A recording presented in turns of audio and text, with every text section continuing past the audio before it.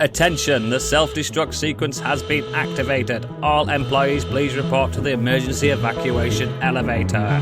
Ladies, gentlemen, and variations thereupon, this is Modern Escapism.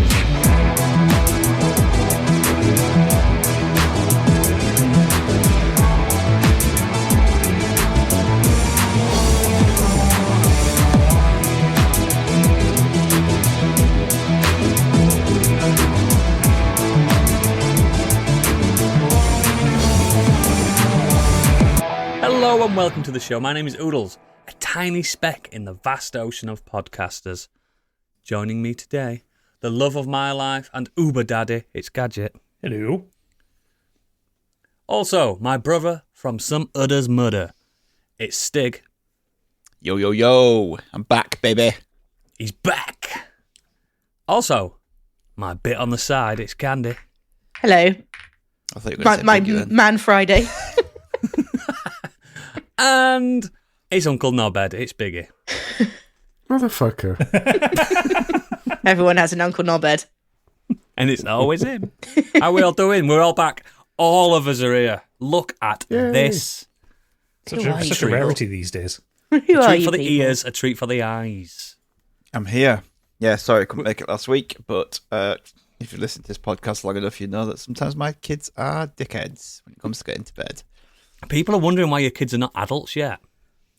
They've been kids Me for too. ages. Yeah. They've been kids for longer Yeah. than mine have been kids. My kids have got their own kids now. I mean, yours just- don't age.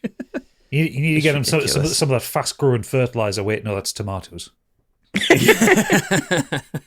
Quick go. Yeah, I was kind of banging my head against the desk when listening to you talk about A Better Man and Robbie Williams movie last week. Oh, I was right in saying you'd seen that, weren't I? Yeah, you're going, why is this? Why is this? Why is that? And I'm going, I know all these answers. I can give you all these answers, but I can't. Well, I think you I'm can too tell us busy about it in the eating green dough room. balls. Yeah. In the green room, you can go more into the monkey film because it's fascinating. But yeah, Also- it's Terrible Yorkshire accent, Candy. Oh, it's brilliant. No. That's how you sound to me. she just does generic above the Pennines accent, doesn't she? Off down to pub. That's me. Too many T's. Too many T's. Sounds normal to me. No. Yeah, but what sounds normal to you is completely wrong, Candy, because people down there, they talk like that and they have their where to that blackbird be, I be after E kind of thing. Cheers, drive. I don't see. Yeah, don't see what the problem is. That's the Queen's English, my babber. It's not. The Queen's dead. The Queen wasn't from the West Country. She's never Well, been to the actually- West Country. That's one of the best kept secrets of this nation. She actually was. I Really? thought she was And that's German. why she was assassinated, because someone knew the secret. Exactly. Go Royals. Go Royals, indeed. Speaking of Royals, who could deliver us the royal news? It could only be Biggie's breaking news. You may already know, but he doesn't, because it's time for Biggie's Breaking News. Hello. No idea why I said that. Weird. Yeah, gaming. So over to the worst kept secret, like Diddy's basement of lubrication. It's official. Nintendo Switch 2 has been revealed after months of waiting. Yes. What Console do we is all out. think of how it looks? It's out sometime this year, apparently. It's just Yeah, a big more news will be 2025 it coming. says. Next, Fine. next 3 Nintendo- months, I'd say. Direct on the 2nd of April, we'll have more. It's just the same but bigger, isn't it? From what I understand, like looks wise. Do you think they've gone for more adult Steam Decky? I think they have. It's got a little bit of a Steam Decky Legion Ghoul kind of look to it. It just looks more adult. It's as if they're saying, remember the Switch? And it was a toy. This is not a toy. I do like the change of the Joy-Cons where they're like match colour with the console, but then you've got the inside bit as the red or blue bit. Pretty, innit? Yeah, I like bit that. of design. Nice bit of design. I like clicking in sliding, because the sliding sometimes. I know, Gadget, you were saying that, like kids are going to fuck that up. But I don't think they will. They're the worst with sliding them on, because they put them in the wrong way around, or they ram them in like the. Do you know what? And Stig will back me up on this as well, and Biggie will. Do you know what kids are worse at? Plugging phones in, chargers. Mm.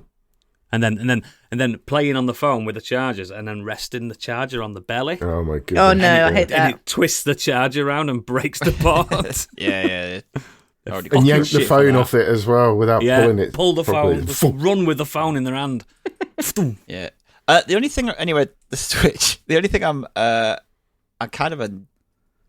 thought that the reveal was really lackluster, and it felt very Rushed. damage control It because was damage stuff had control been without a leaked. doubt. Yeah. They were It's scared of we've my got a leaks. Nintendo Direct on a certain date, so what we'll do is just we're just going to drop this randomly. I was like, oh, okay, that's a bit disappointing. Even the music was a bit like, yeah. There was no I guess fanfare. it showed a few things, didn't it? Oh fucking hell! Sorry, I don't know whether you could hear that. Yeah, good. Yeah, good. It sounded like your belly were rumbling. I clicked on something. I was just quickly looking up something regarding the news, and it just started playing an advert. But it was coming out of my speakers, not my headset. Anyway, sorry. Yeah, it showed a few things, didn't it? Like it looks as though there's going to be like a mouse capability. Yeah. Yes. And it also, which- the actual analogues are proper analogues. They're even better than the Hall effect ones. Yes. To avoid stick That's drift. what we want. Because they're the ones that kind of held in place magnetically rather than being micro switches. Yeah. Which is way better. There's no little elastic band in there, is there? Anything? Or anything to get dirt trapped in there, which is cause stick drift. The mouse thing's interesting. It makes me think that they're going to bring back Mario Paint at some point. Yes, or some kind of like creative suite. Yeah. God, imagine getting Photoshop on your Switch. Imagine if it launches with Photoshop. That'd be pretty cool. You can't because it's still going to be it's an 8-inch touchscreen as well. Yeah, it's still LCD apparently. LCD, because that lets them do a Pro though, doesn't it? Yeah, but also it keeps the price down initially. Yeah, of course it does. And what do you think? Because Stig's like he's suspicious of the Mario Kart we saw. Well, it's Mario Kart 8 Pro Deluxe Extra. That's all it is. I'm It looked like suspicious of 9 it to me. because it just doesn't look. Doesn't look better. I mean, it's just it could just be them just going, look, here's a glimpse. There's He wanted it to Mario look Kart. like Need for Speed Underground with Mario in it. No, but it doesn't look any better. It doesn't look like. It doesn't look like anything new. That's my only kind of. Yeah, but did you see that there was 24 spaces on the race lineup? Yeah, but So I'm up to worried that 24 this players. is just. I'm worried that this is just going to be an update for Mario Kart 8 Deluxe. Yeah, it's maybe. not like the I cat. thought you were going to be happy with that announcement. I'm not happy that just shoving He's a random clip sceptical at the about end it. of a random trailer with no details of what it is, whether it is Mario Kart 9 or whether it's just a new map and an update for 8. It looked I like want an a new open world Mario. map. Get a new Mario. It's not what I want. It's nothing to do with that, Biggie. It's that I we know, have no it's idea what it fine, yeah. is. You don't know what Switch is, Biggie. Imagine, You've you never imagine touched they one. showed a PlayStation I 6, don't- right? you're You right. imagine they showed a PlayStation 6 and they showed a glimpse of God of War, right? And everyone goes, oh, it's got the next God of War film. And then it came out and they went, actually, it's just some DLC. Yeah, it's just some DLC. We knocked up a new map for you. Yeah, like... Yeah, Wait, you're right, wait, mate, wait, you're right. it's also Mario Kart 8 has kind of been the butt of the joke for a long time because that came out on the Wii fucking Yeah. U. Yeah. Yeah, it did. Yeah. Like, if it's Yeah. them just going, this is Mario Kart 9, fucking brilliant. All for it. I will love it. Like, I'm sure it would be brilliant. Yeah. But I was just a bit like, if I'm going to get a new Mario Kart 9, I want to be sat watching a Nintendo Direct and they go, one more thing. And here's Mario Kart 9. I agree with you, mate. A little bit of fanfare, a little bit of hype. So they Exactly. Yeah. so they said there'll be more So details. do you think it's down to the leaks? Well, it is down to the It is leaks. the It's just leaks. It because is people have seen what the designs are already. So it's just like, oh, this video that they put out will have been part of the Direct coming out in April. Yeah. And they've just put that out. So April will be the price of it when it's coming out. We'll see the someone launch at a games, basketball court playing it. on a roof at a party. Yeah, we'll see all that bit. Which, you know, is how everybody's always played their Switch. Yeah. Cool rooftop parties. On the train. Yeah. Never stops. I bet you, in the several years that the Switch has been out, Not a single person has played on a rooftop that's got a basketball court on that party. Not a single person has done that. What, playing NBA 2K, whatever it was? Or so no one has rocked up to a party and goes, "Hey, let's play 1-2 Switch together." Yeah, why not? Oh my god, this 1-2 party's Switch lit. is the kind of game that you play on Boxing Day with your You're so family to lame. show your mum the Switch. If you're taking a Switch to a party and expecting everyone to play, they're one of those parties where none of us drink. We don't drink. But I just got We don't arms. drink. Let's do Yeah, boxing. oh my god. Oh, fuck off. Do you want to fuck? No, I just want to finish this level I'm on, actually. Is that what you do at parties? Fuck.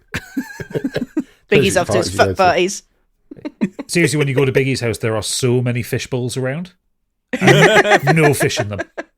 Looks the type. But yeah, back to Switch again.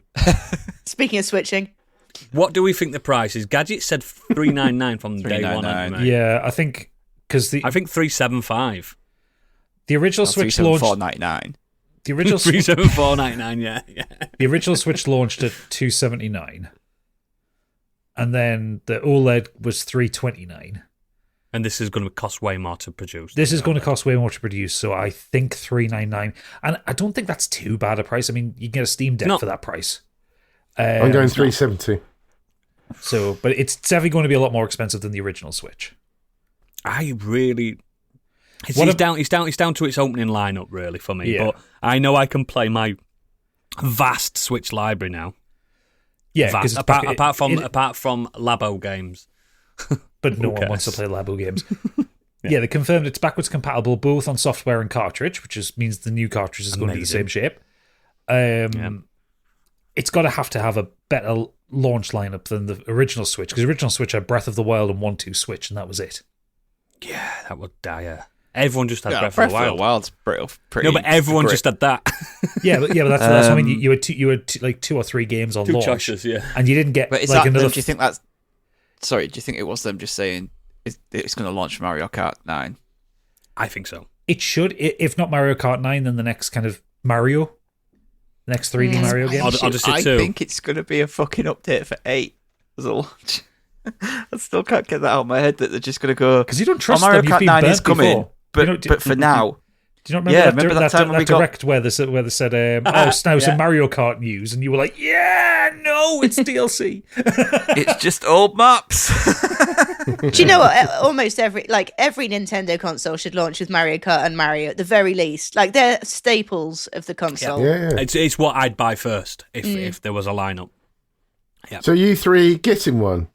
I I am. don't think Candy would. You're not interested, are you, Candy? Not really. At some I've point, got some. but it depends I'll have on- some money left over on the moving house budget to get one. So, Depends on the lineup and when stuff's coming out. If they were like, oh, this is coming, but it's not coming. If this is going to launch in say May, and then they say, but a Mario Kart or something won't come till December. oh, it won't be day one for me. Yeah. It'll be Christmas. Yeah. I Depends never when get anything games- day one Honestly, ever. I'm probably not going to get one. I haven't played my own Switch for about nearly 2 years now. No, not Lend that it, long. mate. And do you guys I've have only a got- I've only got a light. backlog? Do you have a backlog, or would you just be like interested in the new stuff that's coming up? It would be for me to pick one up. It would be depending on new games coming out, because most of the games that I would play on the Switch are ones I can get on PC or on the Steam Deck. Cheaper. Like A lot there aren't cheaper. that many first-party Nintendo games I'm interested in. Like I'm not going to play Mario Strikers or Imagine this thing like it launches with Silk Song as an exclusive. well. Fucking There mad, has been that one. Team Cherry have been hinting things Yeah, I that know they imply have. something on the 2nd of April, which is when this No, 'cause direct it's coming is. to Game Pass. They've already said it's coming to Game Pass. They're guaranteed that it's coming to Yeah. Game Pass. It's just DLC for Hollow Knight. I'm fine with that. I'll More take Hollow it. Knights. I'll take it. Yeah, More I mean, Hollow I'll Knight's take good that, Hollow Knight. I'm putting it down. Silk Song's coming out this year. It's got to be. Yep, me too. If it doesn't, my 2026 goal will be to fly down to Australia and start punching until I find the right people to punch. or at least help them finish it. Guys, what do you need? Tell me what you need. Need anyone to colour it in? What can I do to get this game that you announced 6 years ago? I can draw, I can write, I can code. I'm here. And if you don't need my help, I'm going to start punching. It's a hostile takeover in the most brutal of terms. So yeah, I think I'm definitely a shoo-in for this, but it'll be Christmas this year. My other concern is that I think Nintendo are probably going to start doing £70 games. It wouldn't surprise me. They've been the holdout so far, but there's been a couple. Like I think that Breath of the Wild, £60. Breath of the Wild was £60. Echoes of Wisdom was £60. Normally, that like up until this point, they've kind of kept them at 50. Yeah. But the first party games are now starting to creep up to 60. I think usually they'll start the doing ones 70. that you can purchase with the voucher scheme, they're the £60 games, aren't they? Yeah. So it would not. But there is heavily strong rumours from the guy that said the leak was coming out that week that Resident Evil 4 remake's launching with the new Switch as well. I mean, if it can run Resi 4 remake, great. I mean, that's what everyone's saying. That's going to be Capcom's first. The RE engine worked really well on the Switch because I remember playing Monster Hunter Rise and it looking like a PS4 game. That's the beauty of the RE engine. It adapts to its surroundings perfectly. It's the perfect organism. It is. So that'll be nice. That'll be even though some I've played a million times and Gadget's just played it. It's like still playing it. More on that later. Still playing it. Yeah, it's just that's going to be the first barometer of it. And they're also saying Metal Gear Delta's going to run on it, which is wild when you think about it. You sure? No, I thought that. Yeah. There's same people. All these rumor mill. A Fox engine needs a lot behind. I don't see that happen. I could see Metal Gear 5 running on it. I can. Yeah, 5. Because Nintendo always tend to be about a gen behind. Yeah. That's what I'm saying. Yeah, Nintendo tend to be a gen behind with tech. But we'll see. But I'm excited. It's nice to know a new Nintendo's coming this year. It's exciting to me. I'm a big Nintendo fanboy. The first time they've never done a new design, though. Yeah. Do you think this is it? Do you think this is them going, the Switch is literally... It works for us, and we're just going to do new iterations of the Switch going forward. Do you know what I was worried about me? Like, before all this Switch 2 was coming out, the Super Switch, I was like, what if they just think, we're Nintendo, we're going headstrong into VR and only VR? I'd have shit myself. I don't know what I'd have done. We're bringing back the Virtual Boy. Yeah, this one's on a desk still. Oh, God. We're launching the VU. Yeah. I think the Switch is here to stay kind of permanently because what they've realised is they don't have to maintain two ecosystems because they always had a handheld and a home console. Yep. They've got both now. It sells like fucking hotcakes. They've made the sensible decision to make it backwards compatible so everyone can move over their Animal Crossing islands and keep going. It's beautiful. And their in-house developers are fucking wizards because I still maintain that Mario Odyssey, which came out in 2017, is one of the best looking games ever made. It looks incredible. Yeah. Yeah. And it's on a Switch. So does Galaxy, and that came out in the mid-2000s. It's just Mario. They just make them look fantastic. Yeah, but that's what I'm saying. The wizards, but like my phone is more powerful than a Switch, you know? Yeah. So what I can say to the listeners as well, I will be selling my Switch Lite for about £50 to a friend. Mates rates. £50 to go towards a good game. So I'm not going to get much for a Switch Lite nowadays. Now everything's an Xbox. You could probably play Game Pass on it. Probably. Hey, that wouldn't be bad. But yeah, let's leave the Switch chat. I know it's exciting and stuff, but let's move on. Some of us on this podcast will be getting it. That's all you need to know. It's definitely going to be me. Next. More fallout from the plane crash that was Concorde. Sony is reportedly cancelling other projects, including a God of War live service game. Yes, Good. Previously, the word coming from Sony was that all the importance of live service games was a future strategy, but it's now, and it had plans to launch more than 10 live service games by the 2025 fiscal year, which, if you're not aware, ends March 31st, 2026. But a new Bloomberg report has revealed that following a recent review, PlayStation has cancelled 2 unannounced live service games in development as subsidiaries Bend Studio and Bluepoint Games. Bend made my beloved Days Gone. They also made Siphon Filter if you go back far enough. Yeah, I love Siphon. Yeah, I loved Siphon Filter. Okay, so let's get to this. What the fuck would a live service God of War game look like? Yeah. I know, around. it's It'd such a be weird like a fucking decision. MOBA or something. Arena shooter running around. Yeah, There's God of War around. characters probably. Trying to Fortnite-y. capture bases and stuff. But it's Also- not going to be an MMO, is it? Because that would have taken a decade to develop. Yeah, it's disappointing in the sense that it's disappointing to hear that this was one of the directions they were going. Yeah, it's very disappointing to hear. I'm not disappointed that the games are cancelled and they're going to focus on something else but it's disappointing that they thought, yeah, this is what we need to do, more of this. This is the future. If Concord failing was the price that had to be paid, it's a necessary sacrifice to wake them up, then yeah, well, thank you, Concord. Have you still got your copy, Candy? Yeah. Sitting up I there, salute don't know if you. can see it. Yes. So listen to Dub, this dub, dib, list. dib. I'm just going to run through this. The Last of Us multiplayer. Marvel Spider-Man The Great Web. London Studio live service game. Twisted Metal. Payback Project from Bungie. Concord. Live service game from Ben's Studio. Live service God of War game from Bluepoint. Fair Game or Games. Marathon and Horizon Online. And the only one that's actually done anything is Helldivers 2. Well, That is a shit list. Fair Games and Marathon are still in production, and the Horizon one hasn't been announced, but people are expecting it. I am predicting Marathon to be the next Concord, though. Yeah, it's got that kind of title, doesn't it? Yeah. Well, it's so frustrating because the original Marathon games were what inspired Weren't the single-player FPS games? Single-player FPS on a creepy alien space station, a little bit like System Shock, but less of the not live service, immersive sim stuff. It was more just a shooter. No puzzles. Some puzzle, but in the same way Doom had puzzles, that kind of puzzle. Yeah, keycards. Yeah, but it was the experience from that which is what led Bungie to create Halo. And And we love Halo. Those 3 Marathon games were fucking excellent. And I'm fucked off that they brought back, hey, we'll bring back Marathon, we'll make it an extraction shooter one, we'll put it in a live service, and we'll give them loot boxes and skins. Extraction shooters? Oh my god. That's what we want. Fucking hell. Do you remember how devastated it was when we did that talks over when it was announced in 2023, and then they go live service extraction shooter, and it was like I thought I'd had a stroke Because it had a really cool retro futurism colour splash. Oh, the art, It looked cool. art design was great. In the same way that the art design for Concord was fucking great, and look what happened to that. Yeah, it looked great. it's fucking shite.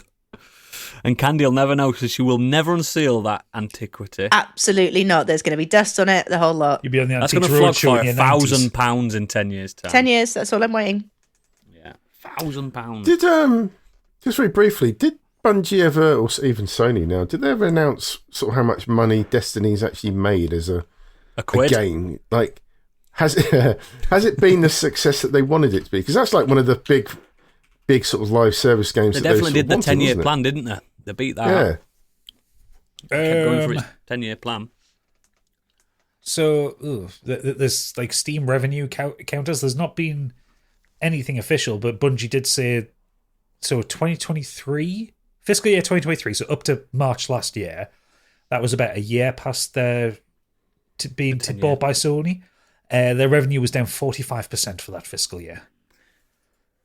So I bet they're just keeping lights on and they've got rid of canteen in their studio. Yeah. Bring your own packed lunch, guys. We've got no money left. And even then, like on Steam, it looks like Destiny 2 Lightfall. So that synthwave DLC that was out last year. Yeah. I never heard anything about. Yeah, that only made like $9 million in revenue on Steam. Fuck. Which seems quite low. Fuck. It's mad, isn't it, that they had this 10-year plan that I don't know what they. It's because they thought the trend of gaming would be that. No one knew that Fortnite was going to come and destroy everything. Nobody knew. To be fair, Destiny 1 and 2 together were functional for 10 years. Solid package. Yeah, they finished the story last year in 2024, and it came out in 2014. So It was the last light, wasn't it? yeah, Yeah. Yeah. We sadly No, Final Shape, wasn't it? Final Shape, that was it, yeah. It was Lightfall then Final Shape. Fuck knows, man. Last thing I did was the Red War. It's the last thing I did. But yeah. Cool. Yeah, I'm glad these life services have been destroyed and cowgunned. That's what we want. But also glad that Helldivers is still performing well. Yeah. Yeah. Speaking of which, cancellations, Rockstar shuts down ambitious mod that GTA 4's Liberty City that put GTA 4's Liberty City in GTA 5.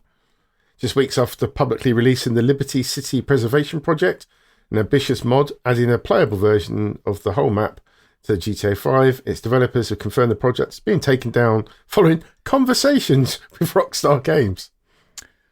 I know people put a lot of effort into these mods and stuff like that, but I looked at the trailer and it looked banging. no, but how much fun would you have from just driving around another city when GTA's got a big city there anyway? Well, GTA so 5. it would have been using private servers in multiplayer.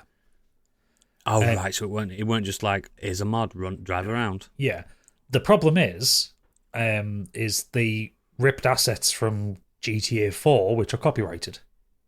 Of course, yeah, of course. And, they're not really... modding in GTA 5 is weird because it is a live service game, it kind of puts you afoul of a lot of kind of the terms of service Cheats stuff, and you get shut down for being a cheater. Like, if you want to mod single player stuff, put stupid characters in it, you tend to have to go offline, and you tend to end up also getting your account banned because you have to use scripts to do it.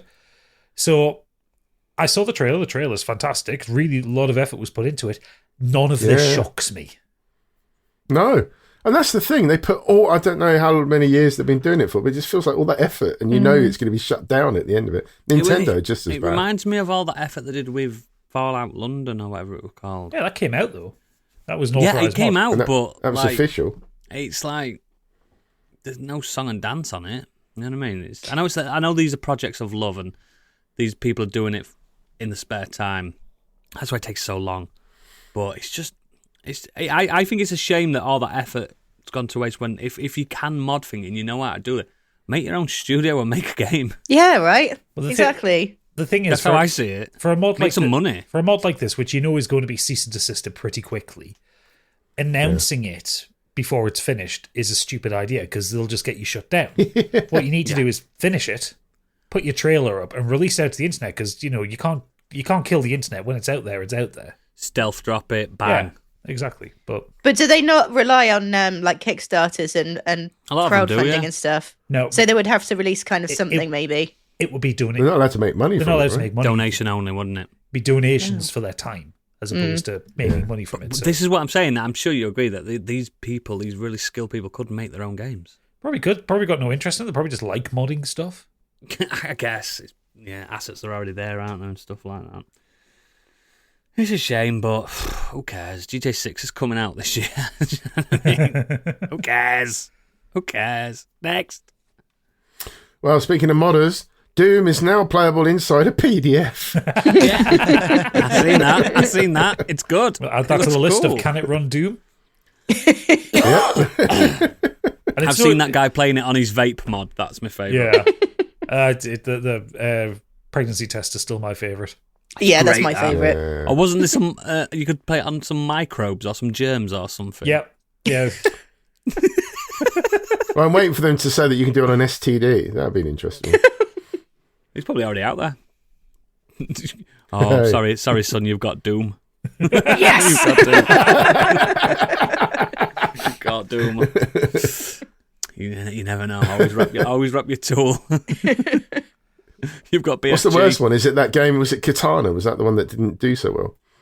Katana, yeah. What was that other one? Daikatana. You've got Katana. Daikatana, yeah. We just liked Daikatana. it. Yeah. That's even worse. Oh no, I've got Daikatana. I'm definitely gonna die. Oh no, it's developing into Quake. Oh no, I've got Power Slave. Now that's a deep cut. That is a deep cut. Great game, great album as well. It is, yeah. Oh shit, son, you got Concord. Oh no, that's the worst. That's the worst. Terminal. You've got Terminal Concord. Off to Dignitas. Oh dear. Oh well, congratulations, Doom. You've done it again. Next. Over to the world of film and TV. I've got a massive list of BAFTA nominations that snuck in this week.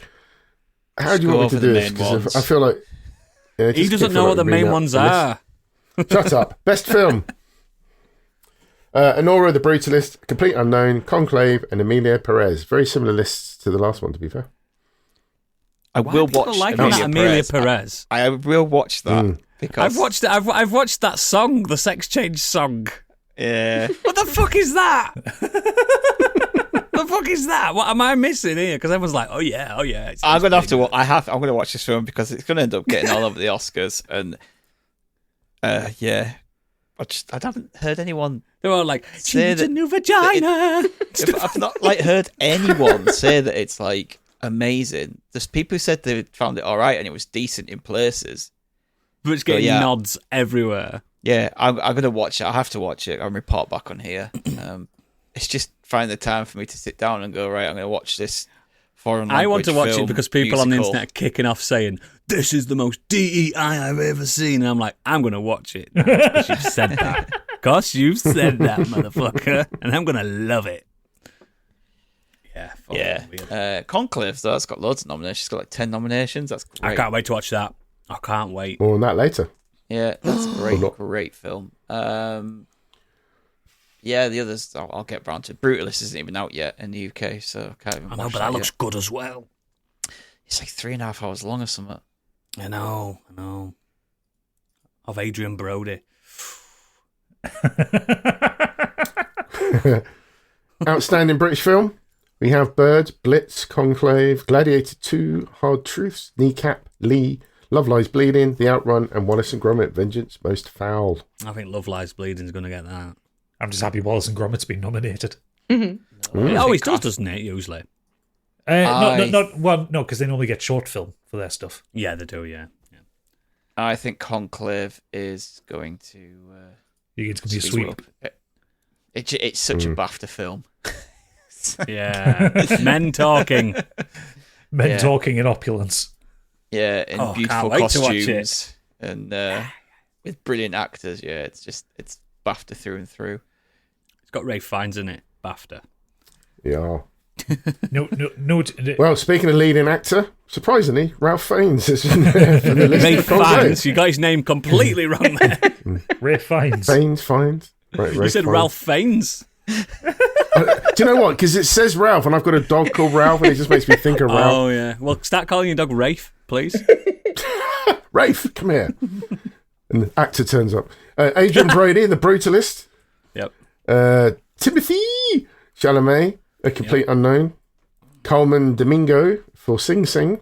He's always good. Hugh Grant for The Heretic. And Sebastian Stan for The Apprentice. I'm glad he's getting noms for that as well because he's so good as Trump. No arguments from me with them. I haven't seen most of them, but they're all actors I like. So Leading actress, Cynthia Erivo. Is that how you pronounce it? Erivo? Yep. Wicked. Alphabet. Carla Sofia Gasson for Milia Perez. Marianne Jean-Baptiste for Hard Truths. Mickey Madison for Honora. Demi Moore for The Substance. And I never get this right. Suarez? Saoirse Ronan. Thank you for the outrun, Saoirse. The Warith. Suarez. Have you met my fellow actor, Ralph? I need to get his watch because I'm looking at when I saw the Outrun when it first got announced. It's like, yeah, it's Saoirse Ronan doing like a drug rehabilitation film. I was like, yeah, all in on that. Yeah, I'm in on that as well. Yeah, just waiting for it to come out so I can watch it at home because I didn't get time at the cinema. And Honora's meant to be incredible. Yeah, So yeah, he's supposed to be good. It's like I'm just looking through all the nominations. Like you can tell it's been an absolutely stacked year for films when like Wicked's only got a handful of noms. what annoys me though is it's a lot of recency bias. They don't. It's like They don't remember things from ages they ago. don't remember do they? things. Like they're just forgetting about Dune completely. Dune 2 Well, is just like. I know it's got a few, Villeneuve, but- Villeneuve's up for Best Director. He's a great director. Which is I wonder how better than the good- Golden Globes. I wonder how good Timothy Chalamet is in this Bob Dylan film because I thought it was amazing in Dune 2. From what I've seen from the trailers, he seems to have what gone I liked down. what I like about June 2 as well is his Paul Atreides has so much character growth. And you rarely see that in an immediate sequel. It's that moment of power in the temple. Yeah, that's the bit which seals it from him being a good actor playing a dull character to him I agree. becoming the leader of the Fremen. When you compare and contrast to Kyle MacLachlan, that's acting. Cal MacLachlan had a lot of cocaine. Like it's just there was so much cocaine on that set. Yeah. That's what the jeans were made out of. Going back to one you mentioned before, I think it was like outstanding British film. It ain't gonna win it, but I'd love Kneecap to win it. Is that the island one? You told me to watch that. The Irish like rap group. Yeah. one. It's so good. Genuinely one of the best films I watched last year. Everyone needs to see it. It's on Prime. He's It's on my fantastic. And considering the lads play themselves in it, and none of them have ever done any acting before, you'd never guess. They're just playing themselves, and it's up for editing as well, and I can see why, because it's really good. It's really shot fucking well. good. Mm. Yeah. And I'm glad it actually is getting its BAFTA recognition, because at one point they got the funding stripped from them because they were anti-monarch and anti-British government. A very Tory Is that thing, why we wasn't don't it? get paid very much? But then they got it, but they got that money back if they took like the funding out or something to college, to courts. I can't remember the ins and outs of the actual thing, but Their argument was essentially this money is to make art. Art can be controversial, and that's kind of what got them in. And it was because the Tories didn't want a thing set up by the government to give money to people who cosplay as the IRA. Yeah, I can understand that. I can understand that. just honestly, Oodles, you watch it, you'll love it. I might. You'll love it. I've got half of this week off, so I've got a lot of stuff down house, fruit day, and on a night I'm going to watch films. So Ooh, that's going to be. There's a head-to-head on the documentaries: Super Slash Man and Will and Harper. Lots of Slash Man for me. So good. I've seen them both. And I would say Super Slash Man. Is that Yeah, that's really that good. worth it then? Yeah. Yeah. Cool. Biggie. Is that it? Are we? Yeah, we'll move going on. through You any more? mate, your news. All right. Film and TV. The ultimate. We have been in film and TV. I don't know why I'm saying that again. Welcome to film and TV again. The Until Dawn movie trailer has unleashed the Wendigo in David F. Sandberg's time loop horror. Right. So to get around the weird gimmick about the game, about how you have the multiple choice. They just made up a now have film that has nothing to do time with loop the game. Did you notice that? And this is a spoiler for the game, right? In this film, that clown's killing everyone. In the game, the clown kills nobody. No, he just chases. I've watched it's the Rami trailer. Malek, isn't it? I've Yeah. read the synopsis. All they've done is take the name. That's literally it. It's not. It's And not Peter an Stormare. They adaptation put Peter at all. Stormare in it. Yeah, but Peter Right. Stormare was the player's psychologist. In this, he's just behind. And the, it's used in he the looks like a clerk in a hourglass. shop. Yeah. Hourglass, yeah, as the logo. I don't like this. I'm just watching the trailer now because I haven't actually seen it, but it's got cheap horror written all over it, cheap teen Mate, horror. Oh, yeah. it's just got the look of the game rather than the actual story, because the story's quite ingenious. And again, spoiling for an oldish game now. The story's about how someone's trying to scare people and then something real actually happens. Yeah. And that's what this isn't. I actually quite like the idea of like this kind of Groundhog Day murder thing. Yeah. Like, Yeah, but but it didn't have to be Until Dawn. it's not Until Dawn. And then I was like, originally we were kind of, what's the point of doing Until Dawn? Like, what? You can't. It would just be that story, but then the That game, that game director has a chooses who dies rather than the player, so it's pointless. That game has a put the controller down mode. You know that, don't you? You can just watch it. Yeah. I think they all do, don't they? Yeah. Yeah. You can just watch it. You can literally choose the endings you want and stuff like that. So this doesn't need a film. It's just a film. I mean, I guess it saves you about 25 hours, maybe. Yes, because it's a long film. So Until Dawn is surprisingly a long game as well. So what I'm getting from this trailer is that they've got five attractive 30-year-olds to play teenagers. Yes. Yeah. And they didn't have the budget for a wider cast, so what they're doing is doing a time loop thing to kill them over and over again, because they had a lot of ideas for kills. Yes. So yeah, look shite. It's not Until Dawn. So what you're saying there, Gadget, is it's not Until Dawn. It's not Until Dawn, because Until Dawn was all the butterfly effect. Until Dawn, but then it just got wildly out of like the budget was massive. I just thought, imagine a film where your experience, I could go see this film and different. my experience is completely different to Candy's, because hers is edited in a way where one character's killed at the beginning, but mine survives Do you know the whole what? thing. It's funny you say that. But imagine them having to piece that together and make it work. It would cost German film, fortune. A German film in the 90s tried this.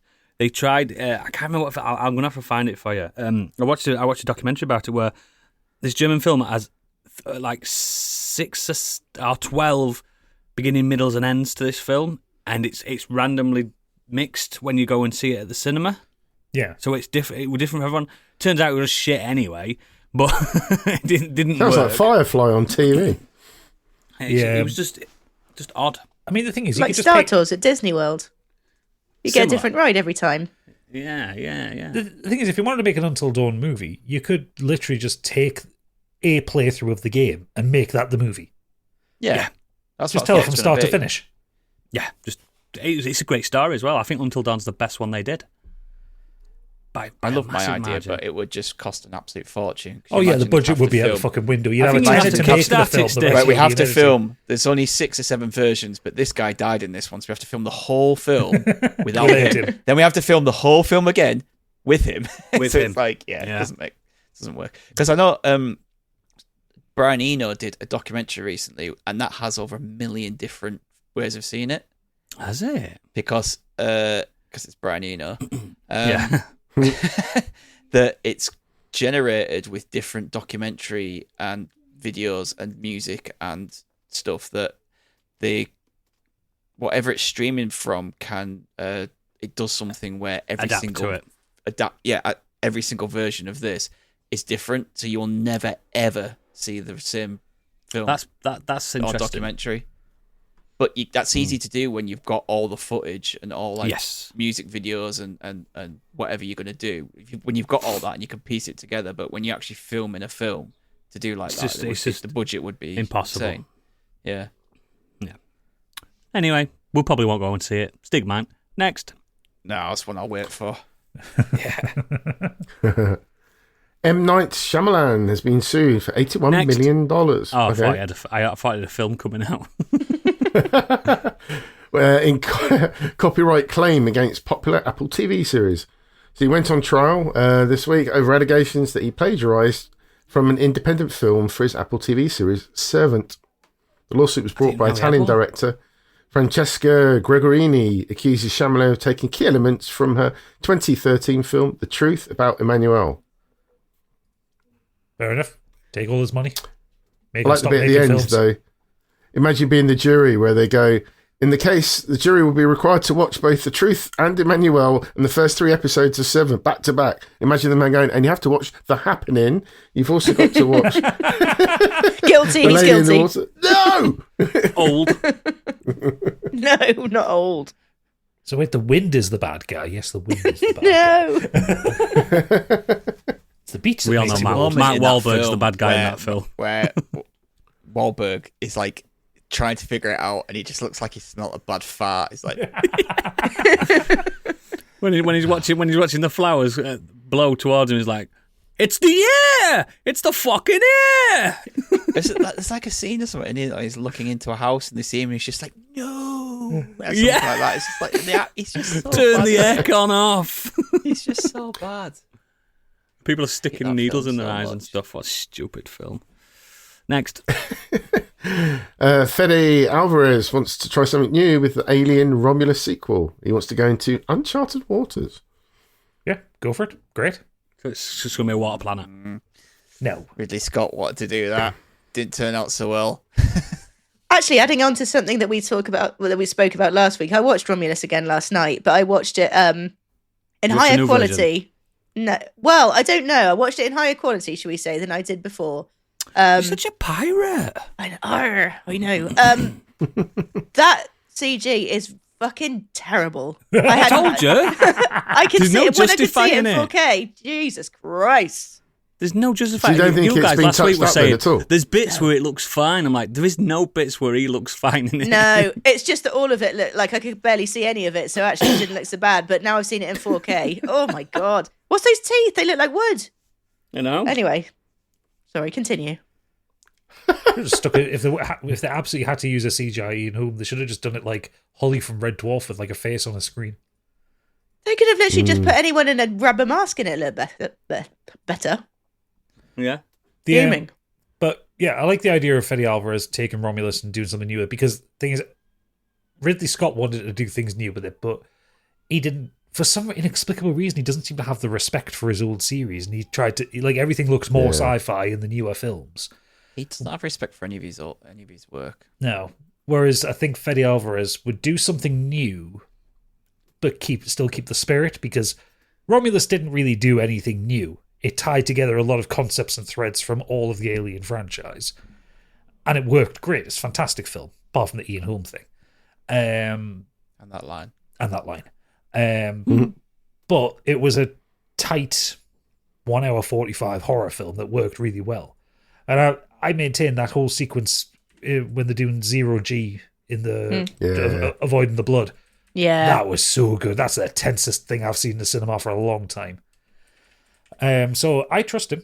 I think he can do good work. In the same way, it's like I trust the director who did Prey for his next Predator film, which is out this year, I think.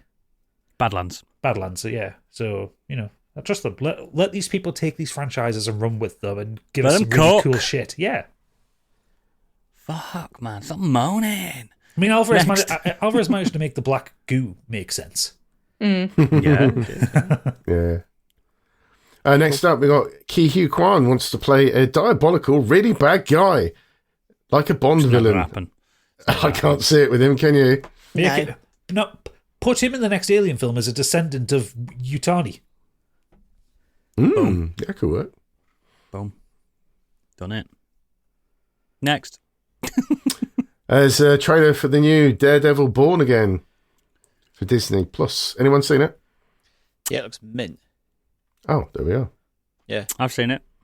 Yeah, It just looks like it should. Yeah, it's just carrying on. Exactly from what you people wanted. like, oh, how is Daredevil going to translate over to Disney? Disney have just gone. It's going to be the same. Do what you want. It's going to be just as brutal. Got all the cast back. Yep, they were all fantastic. Fisk is now the mayor of New York, so please do put that into Spider-Man. Yeah. Like, I'm. Why is he not in Spider-Man yet? Come on. I think Spider-Man's going to show up in this show at the end. We had the the Daredevil cameo, the Matt Murdock cameo in Spider-Man, so we know they know there. each other. Yeah, well, technically not anymore. That's true. No one knows who he is. But that's the timeline, and Fisk is the mayor, and I want to see Fisk and the Kingpin tussle with Spider-Man. Yeah, me too. I just want more action scenes like that one where he's going down the stairwell in the first series. He's got the chain and that, and he's just like absolutely wrecking bad guy after bad guy. Yeah, I also like his Born Again suit that he's got in this, the burgundy and gold one. It's lovely. Not that a blind man would care what his suit looks like. It looks like he's got a few suits because he's got a few different coloured helmets. Then there was that bit where he's in She-Hulk as well, where he had a gold suit. Yeah, that's his Born Again one. Yeah. Look, I watched that trailer and nothing shocked me. I was just like, "Yep, we're carrying on. Good." There was no arguments from me. No notes. No. Let's go back to it. I'm happy it's not 18 episodes long though, like they were talking about. Yeah. Back to being I think it's like 8 episodes or something. So yeah. Next. Sticking with the world of film, sadly this week we've lost the director David Lynch, who died at the age of 78. Huge. Big loss. Huge. So, not many auteurs in this industry have genres named after them. Like, if you say it's a Lynchian film, you go, I know what it means. You know what I mean? It's a Hitchcockian film. You know what that means. That's what we've lost. We've lost a visionary genius. I don't think cinema is ever going to be so weird. No, like you watch something like Mulholland Drive, which everyone should. It's fucking Blue Velvet for me. That is the weirdest. Blue Velvet, film I've ever seen. Man. Yeah. Yeah. You watch these films. You watch Twin Peaks.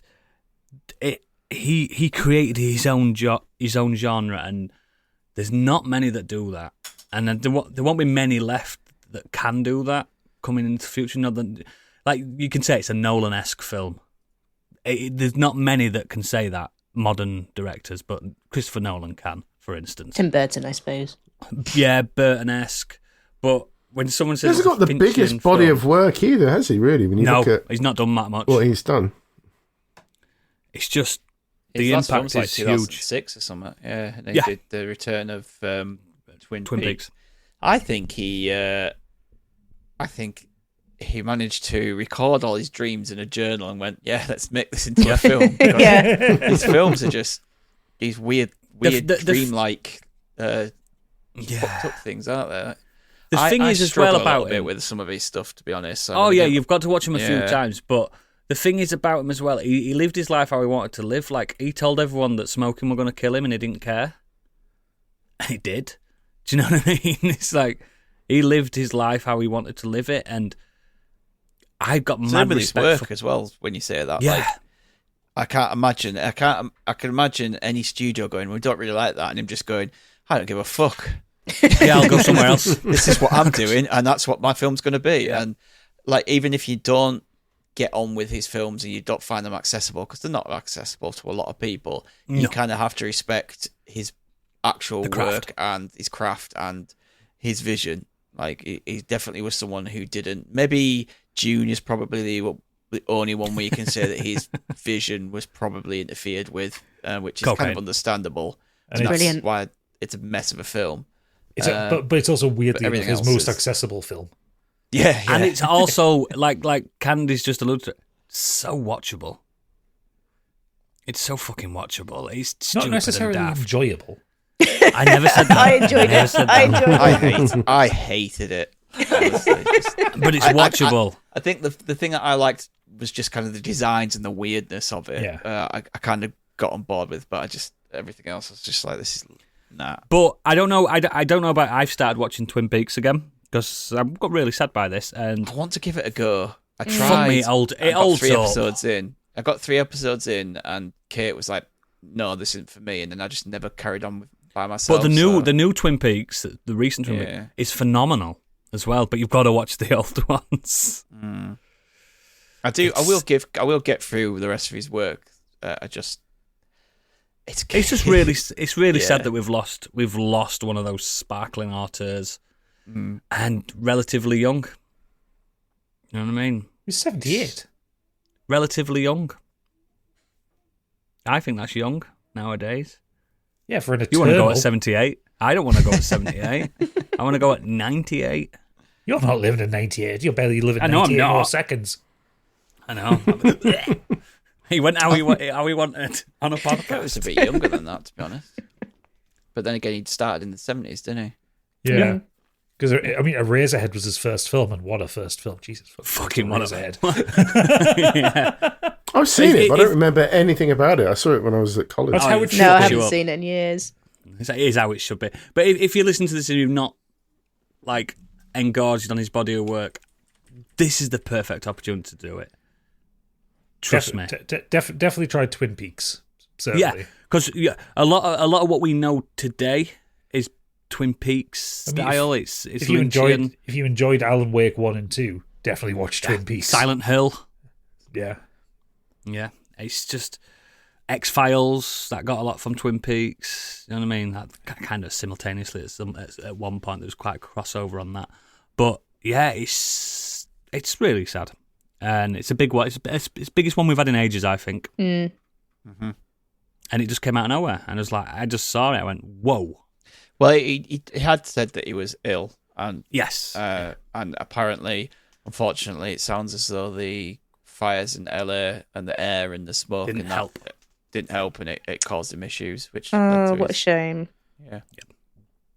But yeah, sad loss, and please do your best to remember these beautiful souls we have lost. Yeah, next. Over to the Weird World Web. Suckable chicken noodle soup flavoured cough drops are a thing now. Oh. This sounds like a Candyland. Oh, Are they, that took me a vegetarian moment to friendly? digest myself. Suckable Yes. chicken soup flavoured. I'm into that. Why? Well, I guess you could always put just like a chicken stock in the fridge, maybe, or in the freezer. Well, Stuck on that. Or One why don't you foodie writer- lick a I've got a better plan for you, Candy. Lick a suck on a non-snugget for a cube. second, a Werther's A original, Werther's, yeah, and then dip it in that stuff, that powder that you get in pot noodles, and then like put a it back Bombay in your mouth. Bad Boy. Back in your mouth. One foodie Go. writer said that they'd rather be sick than pop another Progresso soup drop ever again. The company did say it had sold out when it had released this. Didn't even get a chance to announce it. It sold out that quickly. Fuck. There will be a Could have fresh used that batch next podcast. Or... of soup you can suck on.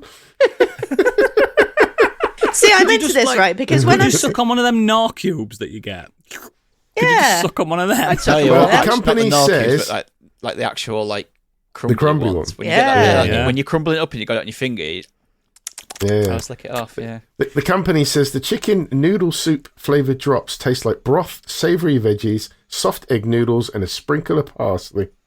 Yeah, I'm into that. Minging. Because when I'm at work and I'm sick, I wear a mask, right? But I can't. If I got a sore throat, I can't use the like strepsils or anything because I just end up like blowing it back into my eyes and macing myself. So like, I think maybe a You want to soup your eyes instead? soup myself in the eyes would be all right. It wouldn't be quite so bad, I don't think. They'll be like, what you been, what's that? What's your breath smell? And you're like, minestrone. No, I've got a mask on. They can't smell it. Oh. only Oxtail myself. today. Don't be kissing anyone after you've had one. No, not after the old carrot and coriander. Oh, I've got cream of mushroom today. Imagine a fisherman's Yummy friend, kisses. but it's the taste of that tin of fish that makes everyone sick on Instagram. What one's God. Sir Strumming. Yeah. Yeah. The taste is not bad of that. It's the smell that's bad, isn't it? And everyone's going to smell your breath. Oh. Oh, Candy'd still snog you. Yeah. Next. That's it, mate. Oh, that is weird. Cool. Thanks for the news. It's time to talk about what we've been doing this week. I've done something new. Never. My God. First time this year. My game that dear. came out last year. It's time for my first proper review of the year. Suicide Squad, Kill the Justice League. God. Anyone ever heard of that? Heard it in passing. Were you particularly bored this week? There was just nothing else new in it. And I mentioned it briefly to my son, and he went, well, I'll play it with you. Anything to get that man. He sounded from, enthused as well. Yeah, anything to get him not playing Fortnite is good in my book. So, I started playing it with him. He disappeared quite fast. So I carried on. To completion, this game that is no longer a live service game. I've put a few notes while I was playing it. I've written stuff down while I was... He's written. I dictated it to my phone. Ah, okay. So the notes are very weird. So I'll just read it as the notes are. Story beats are decent. That's my first note. So the story beats are decent. Like when the characters are interacting and the actual story, it's a well-known story regarding Brainiac and the fall of Metropolis and the if you've played Injustice, Gods Among Us, Yeah. it's that one where people go bad, the goodies go bad. There is the next note is there's a clear reverence for the source material, but for some reason my notes put reference because it's my accent, but reverence is what I meant. The traversal is decent and it lets you fly around a lot at a decent clip. So all the characters have got really good movement, like as you expect from it is Rocksteady, isn't it? It is, yeah.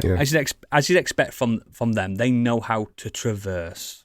They've always done well with traversal, and every character's got some kind of jetpack or something. They can all fly. I remember seeing a bit of footage. Does it like literally play like Batman but with all these different characters? Is it that sort of type No. of game, or have they done more with it? They've not, no. So it's a shooter. All these characters that you know and love, Captain Boomerang, Deadshot, Harley Quinn, King Shark. King Shark, they've all got guns. First problem. So all the guns feel fine, but they all feel the same, whether it's a high-level gun or a low-level gun. Like, when you've got, like, a rifle, it just feels like a zoomed-in pistol. Machine gun just feels like a fast pistol. There's no like feedback that you get from shooting. Do you know what? No you clunk want to it. Yeah, like Gadget's currently playing Resident Evil 4 remake. You know you're using a different gun. Yeah, all those guns feel unique. Yeah, they don't in this. Oh. The UI is far too busy and it distracts my ADHD sensibilities. That's what I dictate to my phone. So I couldn't concentrate on the screen. I don't know if you've seen clips of this. There's so much going on in the UI. It's a little bit diarrhea Christmas lights, isn't it? There's just so much going on. Yeah, Candy would love it. Now, the boss battles. These are the only moments I feel like the game was mechanically interesting. So, like, the game clearly makes you want to see the next bosses. The bosses are fucking brilliant. Okay. Like, you're fighting against your big bads. Like, the Batman boss, for instance, is phenomenal. Really great, really great. The problem is in between the bosses is the actual meat and potatoes of the game, which there's like 10 different like mission structures where clear out these baddies. Oh, there's going to be waves of these baddies. Oh, press this generator. Oh, traverse here quick enough. Over and over and over and over again. And this is where the game really fucking suffers. So, yeah, you are in Metropolis. It's a massive city and stuff like that. But, like, you can clear a load of enemies. You can fly to the next building over, come back to building, and just clear. They're back. They're all back. Makes no sense. I mean, Why are they all back? Arkham City and Arkham Knight were a bit guilty of that. Like I can't remember. They were kind of guilty. You'd go past an So you area. can't actually clear the city, can you? No, you can't you would- clear them of baddies. You would clear them out and come back, and then 15 minutes Roll later back. they'll have respawned.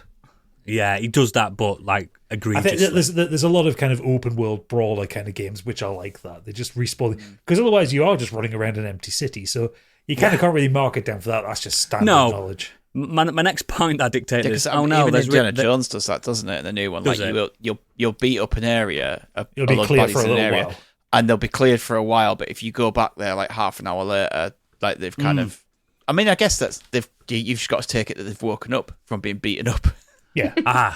Yes, but these people are killing them. My next note is, there's Riddler challengers. That's the last I talk about that. They were the fucking worst thing in Arkham Knight. Yeah, I hate them so much. The soundtrack is horrible. Absolutely horrible. It's minging crap. Metropolis as a city is meh, is what I put. The leveling system feels like it was tacked on, and in the last week of development, it feels like we kind of need a leveling system in this. It's bollocks. Does nothing. What else? The game tries too hard to be funny and never shuts the fuck up, and it's annoying. So, I'm telling you now, there isn't a 30-second moment where you can just walk around and enjoy the city. They don't shut up. So you can't have your They're not podcast on the funny. background. They're just not funny. I fucking hate Harley Quinn as well. Oh my god! At least it's not like the goons in the background, like in Batman, where it's like, if I see the bat, I'm gonna kill him. Yeah. It's like, But imagine a game where you're four characters and they're just constantly fucking talking and they don't shut up. And it's not very good voice acting either. Oh, yeah. And the last bit really is, why was it a live service game? I genuinely believe people have been scammed that bought it at launch because it's being shut down now. Yeah. I think people deserve a refund for this game. Wasn't it tagged on sort of last minute when they suddenly decided at some live point service stuff, they wanted there's to a just battle add that on? pass and it's for like costumes and stuff. But you also got that kind of with the Gotham Knights, because that was the other one that was kind of trying to do the Rocksteady thing, but not Rocksteady. But that wasn't a live service, but it had like a live service UI, like they were thinking about it at some point. yeah, this like I think it ultimately turns off fully soon. End of this month. And the game will function. It is a single player game if you want it to be. It will function, and it'll be a 10-hour campaign or something along those lines. I can't remember how long it took, but ultimately, I feel like people have been robbed. Genuinely, that's all I could. While I was playing it, I felt like the concept that was there. I can imagine that the bones of this had great intentions, but I feel like there's a lot of boardroom intervention on it. I feel like the higher ups have gone, we need to make more money from this. That's what I ultimately feel. Is it one of those games where there's like that nugget of a really good idea in it, and what you end up actually with is like a 5 out of 10, 6 out of 10 game? Where My score is 4 out of 10. Oh, okay, it's the lower end of it. Yeah. See, is it because what I'm trying to picture? I gave Redfall a 4 out of 10. Yeah, because there was functionally it's a not game. Mechanically as bad as that. There was functionally a game that worked in the background. Just everything on top of the game was shit. Forgot about that. Whereas you're talking about, there are bits you like you enjoyed the boss fights and stuff like that. The boss fights are brilliant. So you've got to rate it higher than Redfall then, because there was nothing redeemable about Redfall. 5 at a push. 5 at a push. But yeah, in fact, I'll give it a 5 because I didn't pay for it. There you go. Yeah, I didn't pay any money. No, it went PS Plus either. I got gold. Shh. But yeah, it's just lackluster is the best way to describe it. It just makes me feel a bit empty. And again, I have to stress that it's an IP I don't like. I don't like Suicide Squad or the movie Suicide Squad universe, the Harley Quinn centric one, because it's just not. I don't like the books either. I think it's a shit concept. And yeah, it's hollow. Remember Agents of Mayhem? Yeah. Well, which was the successor of Saints Row, wasn't it? Yes, that was it.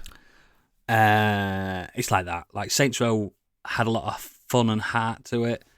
Batman, the last one, Arkham Knight, had a lot of fun, and it was a good 8 out of 10 game. This is just hollow. I don't get where people are trying to defend it, but I can get. I smiled a few times. That's the thing. It's not horrific. Like again, like the boss fight, and the story itself. There's nothing wrong with the story. But yeah, that's my review. I said I'd do it, and I've done it. Yeah. Could I recommend it to anyone? No, not really. Not really. It was a game that passed the time. Yeah, it passed the time. It got me through the back end of my flu. So yeah, that's me. Stig, what you've been doing? This week I watched Real Pain. This is a new film directed by Jesse Eisenberg. It stars Jesse Eisenberg and Kieran Culkin. And it's about cousins David and Benji who reunite with each other to go on a tour through Poland to honour their beloved grandmother, who was a Jewish child during the war. So they could kind of go through the whole. They're on a tour guide that takes them through Poland and through kind of showing them all monuments and graveyards and taking them through concentration camps and the like. And then obviously the adventure starts to take a bit of a turn when like the tension between the two kind of resurfaces. This is really good, and off the bat I can see why Kieran Culkin's getting nominations and winning awards for it. Like he is really, really good. So he plays Benji, and Jesse Eisenberg plays David, and they're kind of the polar opposites of each other. So despite the fact that they're born, I think they say they're like 3 weeks apart, and they're almost like brothers. They're as close as brothers. They're like the completely opposite of each other. Jesse Eisenberg pretty much plays Jesse Eisenberg. They both kind of play themselves, don't they? Yeah, you know him from all the films where he's just really awkward and, he's like hands in his pockets and kind of, pulls his arms in and he just stands really awkwardly and he speaks really awkwardly and he just can't express himself. Whereas Benji is just completely out there, and if something's on his mind, he'll say it. There's a scene where the tour guide is kind of going over the sort of facts and figures of things, and Benji just kind of loses it, and he's like, this is shit. Like, this is not what we're here for. We're trying to connect with this. We're trying to, these were real people. This was this. Like, we don't need you to kind of go through the figures of how many people died and this and that. Like, we want to feel the raw human emotion of it. Like, it's one of those, he clearly has some kind of issue. David brings it up. I can't remember exactly what it is, but it's just a case where he'll go from being completely fine to just something pops into his head and that's it. Like he can't. It's not like bipolar or anything, is it? Something similar to that, but I don't think he calls it like that. But it's just kind of just following these two. They latch on with this group of people, and it's just kind of an odd couple journey through Poland, and it's really good. It's only an hour and a half long. Is it humorous in any way? Like Trains and Automobiles? No, it's not that kind of humor. It's more like real humor, like like you could imagine normal, like observational stuff. Yeah, like you can imagine being in that tour group and having Benji there, who's just kind of this lovable rogue, and he's kind of getting the tour to get involved in things like. At one point, you get some all like posing the statues with the statues and stuff, and David's there thinking, "Oh, is this a bit disrespectful?" And like, no, it's fun. Come on, get involved, get joined. We're honouring these people. We're not taking the piss. We're not disrespecting them. We're this monument's about the heroes of the war. We're joining in when and it's just kind the of other real. guy's more neurotic. And whereas like Planes, Trains and Automobile is kind of the surreal and the over the top and everything that bad happens to them keeps happening to them. Whereas this is just a journey of a couple of guys, and you can imagine, like I said, being part of this group and getting involved, being pissed off, but also enjoying their company at the same time.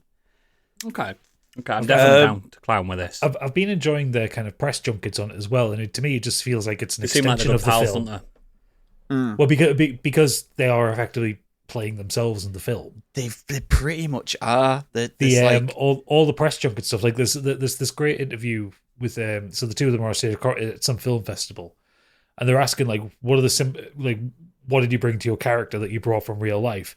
And like Jesse Eisenberg sat there trying to think of it, despite him writing it. And Kieran Culkin just sits up and goes, he only ever carries 2 bags with him. He never checks in anything into checked luggage in a plane. He always takes it on as a carry-on. And then he just turns and says, "Do you only bring 2 pairs of underpants with you on a trip?" And he's like, "Yeah." And like that, and like the battle back and forth. That's exactly how they are in the film. I've listened to the interview on the Empire podcast, and it is just like it's just kind of them two in the film. And weirdly enough, Jesse Eisenberg wrote this with himself playing Benji in mind. And I watch it, I'm like, no, don't worry. I just Didn't he can't direct see it as well? Yeah, he directed it. So I was like, I just can't see him being this outgoing person, whereas he plays that kind of shy, awkward person perfectly, because that's just him. It's I've not much more to say in it really, other than like it's very good. Everyone, it's worth your time. It's worth your time. Check it out. Definitely will. I could say go to the cinema to see it. Maybe you might get something out of being with an audience of people and kind of laughing along. Sometimes films like that do help having an audience. Yeah, definitely. But if you wanted to wait for it to come out on streaming, that'd be perfectly fine. It's definitely a film you can kind of just sit back and enjoy, on your TV. Yeah, it's good. I enjoyed it. Excellent. Gadget? So I've had a little bit of a biggie week, but I do have one or two. How do you feel bigger when people say this? You haven't had a biggie week this year. It's a little painful every time I hear it. Well, you should be honoured. He should be honoured, yeah. It's a segment dedicated to your name. Of doing nothing. So the reason why I've had a big week is I've been doing a lot of writing for my next YouTube video. I've written 12,500 words this week. My fingers hurt. So I haven't had time to really do much. It's not a Shining moment though, is it?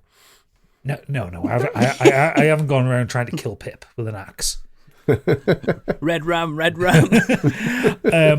although after that video you sent us, maybe you might. Yeah.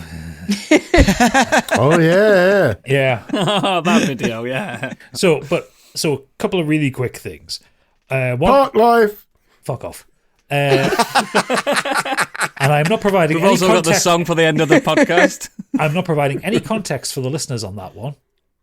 That is just you just need to be in the inner circle to know. So there is a song that's been going around on TikTok at the moment, which I'm absolutely fucking obsessed with, by OCT, which their name stands for On Company Time, which I just like that as a band name. That's respect. But it's called Half Horse, Half Man, and it is a synth pop banger. Oh, I've heard it. Yes, Yeah. and I'm only bringing it up now so I can synth-pop. put it at the end of the podcast. Yeah, that deserves a place at the Because end of this it's podcast. fucking, it goes so hard and has It's no great. right to be as good as it is. It's great. It's They fantastic. always put Blur. And Nice. apparently they're all American, but apparently one of them is half Irish, so they're going to try and get it in for Eurovision. Amazing. Well, I've been carrying on it's with a good song. I've been carrying on with Resident Evil 4. How far you got? I've just beaten Ramon Salazar, so I'm not far from the end. You are. You are. I just to point out that that it's a very good game. More people should be playing it. I can't believe the entire world slept on this Resident Evil 4 game. Oh, that boss. Yeah. Yeah. Do you know there's a really easy way to defeat that boss? Is there? Because Yeah, I struggle with with that's the most I've With a died. golden egg. No, yeah, just get by the rocket launcher. Oh, that's the other way. You can kill any boss with a rocket launcher. But do you know the golden egg that you can find? Yeah. Throw it at him. Oh, really? I fucking sold it. I needed the money. Throw it at him. You'll win. Anyway, Yeah. So- The rocket launcher come in handy because I struggled for a little bit and I went, do you know what? Fuck it. You know when you The save rocket a launcher weapon, will kill any boss in one hit. You know, like in games where you have something really cool, I'm going to save You that. save it. You save it. Yeah. You save it. I went, nah, that was the time. How do you feel about the upgraded dynamic resources on remake? Gadget, because actually, to be fair, the game makes you panic so fucking much. it's really good. It's really good in terms of like, I never feel like I'm really properly tooled up for any fight, but then I never really. yes, but there's always a bullet available. There's always a bullet available. There's always some gunpowder available or some resources. It was only actually after beating the Salazar fight that I realized I would used up almost everything. Yes, and he does it deliberately. He does it every time a big set piece happens. It's what they've actually patented it, haven't they? The dynamic resources thing, where don't the game know. learns from you. Maybe. I think I read about it, where the game learns from you. Like, if you're doing really well and you've got loads of herbs and you've got loads of health, you won't find any more herbs or health. Yeah. Oh, that's cheating. If you've got loads of shotgun ammo, you Yeah, won't you can't find hoard shotgun things, ammo. basically. You I can't hate that. hoard stuff. No, No, it's brilliant because it makes it feel Keeps it like stressful. horror. but Keeps it stressful constantly. I would tell you, I enjoyed. So there's bits of it now at this point in the game where I'm remembering it from playing the original. I like the Yeah, you're off to upgraded. the island next, aren't you? I will be. Yeah, I like the upgraded minecart section. I thought that was a lot of fun. Yeah, it's funny. Absolutely ridiculous. And Luis is so much funnier in this, isn't Yeah, he? I We're like. tipping over. Come on. I like that good. that first encounter with Krauser is not just fucking Button mashing. quick time. It's an actual fight. It's the parry boss, isn't it? Yeah, Yeah, it's really. That This is how comes out of nowhere remakes in that should- game. Yeah, it does. It's like Do you know where he's from? He's from Umbrella Chronicles on the Wii. that's Yeah. what I mean. That's where like, he's from. yeah, but you play that. Honestly, I was playing it and I thought, who's this guy? Like they make it sound like he's some big antagonist from like Resident He Evil. goes 2 or major, and something. you're like, oh, was that? yeah, it's like Yeah, it just no, comes it out was- of nowhere. It's like it's a when- big reveal. I'm like, when the game first okay. came out on the GameCube, no one knew who Yeah. he was. It was just Major Krauser. There was a meme on the early internet like, who's Krauser? So, yeah. What else have I been enjoying? I've been enjoying the expanded castle and just the absolute fucking bullshit layout. That fucking maze to get in at the beginning, where you've got to get towards the throne room and have to deal with like waves and waves of the bastard dogs. Oh, those dogs! Did you enjoy the new Ashley segment? I did actually. It was proper scary. It's good, isn't it? Do you know what that is? Do you know what that is? That's the original concept for Resident Evil 4. Oh, that was proper fucking scary. Like when you have to go down the mausoleum, and then So everything they- wakes up as you're running past. Yeah, when they first announced Resident Evil 4 at one of the E3s, before it even had a date for release, it was going to be about how you didn't have weapons. You had like this torch, All right. and you shined it on armor, and they've just retooled it and put it in that little 1 hour segment in that game, and it's brilliant. Yeah, But yeah, it's they're the also scariest bits. That's like Resident Evil 8 in the Yes. in the house Yeah. where you don't have anything, and that's You the don't have scariest bit to nothing. me. When you have no weapons and it's dark and you only have a torch, that's when games fuck But me when up. you've got a broken butterfly magnum, you're like, yeah, fucking come on. Come at me. It's also mental because that sequence when you're playing as Ashley takes you so long. The next chapter, when you become Leon, you just fucking run in there and boom. You go down there and just kick roundhouse Roundhouse everybody. kicking everyone. and you realise, oh, it's just 2 rooms. Yeah. But It's sensational. yeah, no, I'm really enjoying it. I'm going to push to finish it this week, and then I can move on to Dead Space for the next video. But I do need to stress, though, you're not as close to the end as you remember. So I remember when you get to the island, you've got like maybe 2 or 3 chapters left. No, I think it goes up to chapter 20. Right. Oh, fucking hell. Also, the Navistadors can suck a dick. I hate those twats. Yeah, everyone hates them. They are the fucking worst. Yeah. Main thing I want to talk about, and this one I literally just started today because I thought I don't really have much to talk about. And this was in the queue on my Audible. So I started listening to the first book in a kind of literary RPG fantasy series called Morningwood, Everyone Loves Large Chests. It sounds like that's a sex pun. Well, yes, it is. It's supposed to, the concept for it is kind of a body. It's kind of like a Benny Hill D&D kind of thing. That's what it's being advertised as. So I like that. So the concept of the book is that everything is happening. No, is it like Carry On D&D? So the concept is it's lit RPG. So it's basically it's existing within a role playing game. So Yeah. you start off with this character. He's complaining. He's in a noob dungeon. He's got a sword. He like kills a rat and then he levels up. And like it tells it in the book, there is the thing like they hear it in their head. You have leveled up to level 2, kind of thing. Yeah. And then he happens upon a mimic and fucks it up. The mimic eats him. Shit. And then the mimic, for some reason, is exploring around the world with his tongue and finds the sword and wraps its tongue around the blade of the sword, cuts itself, says, "You, level 2 mimic, you have lost 5 HP.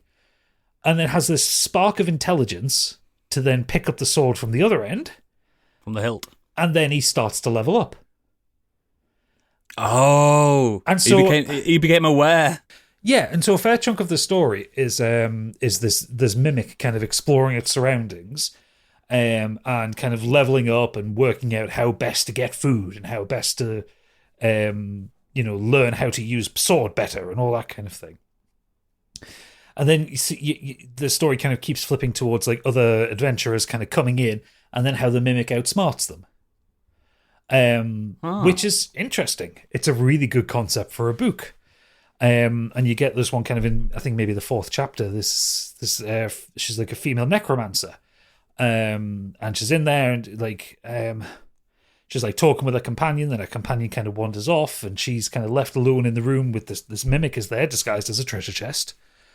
And then the book kind of starts going into the kind of the description of what she's wearing, and because it's called Morningwood, Everyone Loves Large Chests. It's like it's doing. She got boobies. It's doing that thing where it's kind of like describing this kind of standard role playing game fantasy wear for women From like the cover of those old novels. Yeah, from like a cover of like Red Sonja or a fighting fantasy novel or something like that. Yeah, like she's fucking all tits no underpants kind of thing. like a vanilla wear game. Yeah. It's just tits. And then the book describes herself masturbating because it turns out it's fucking porn.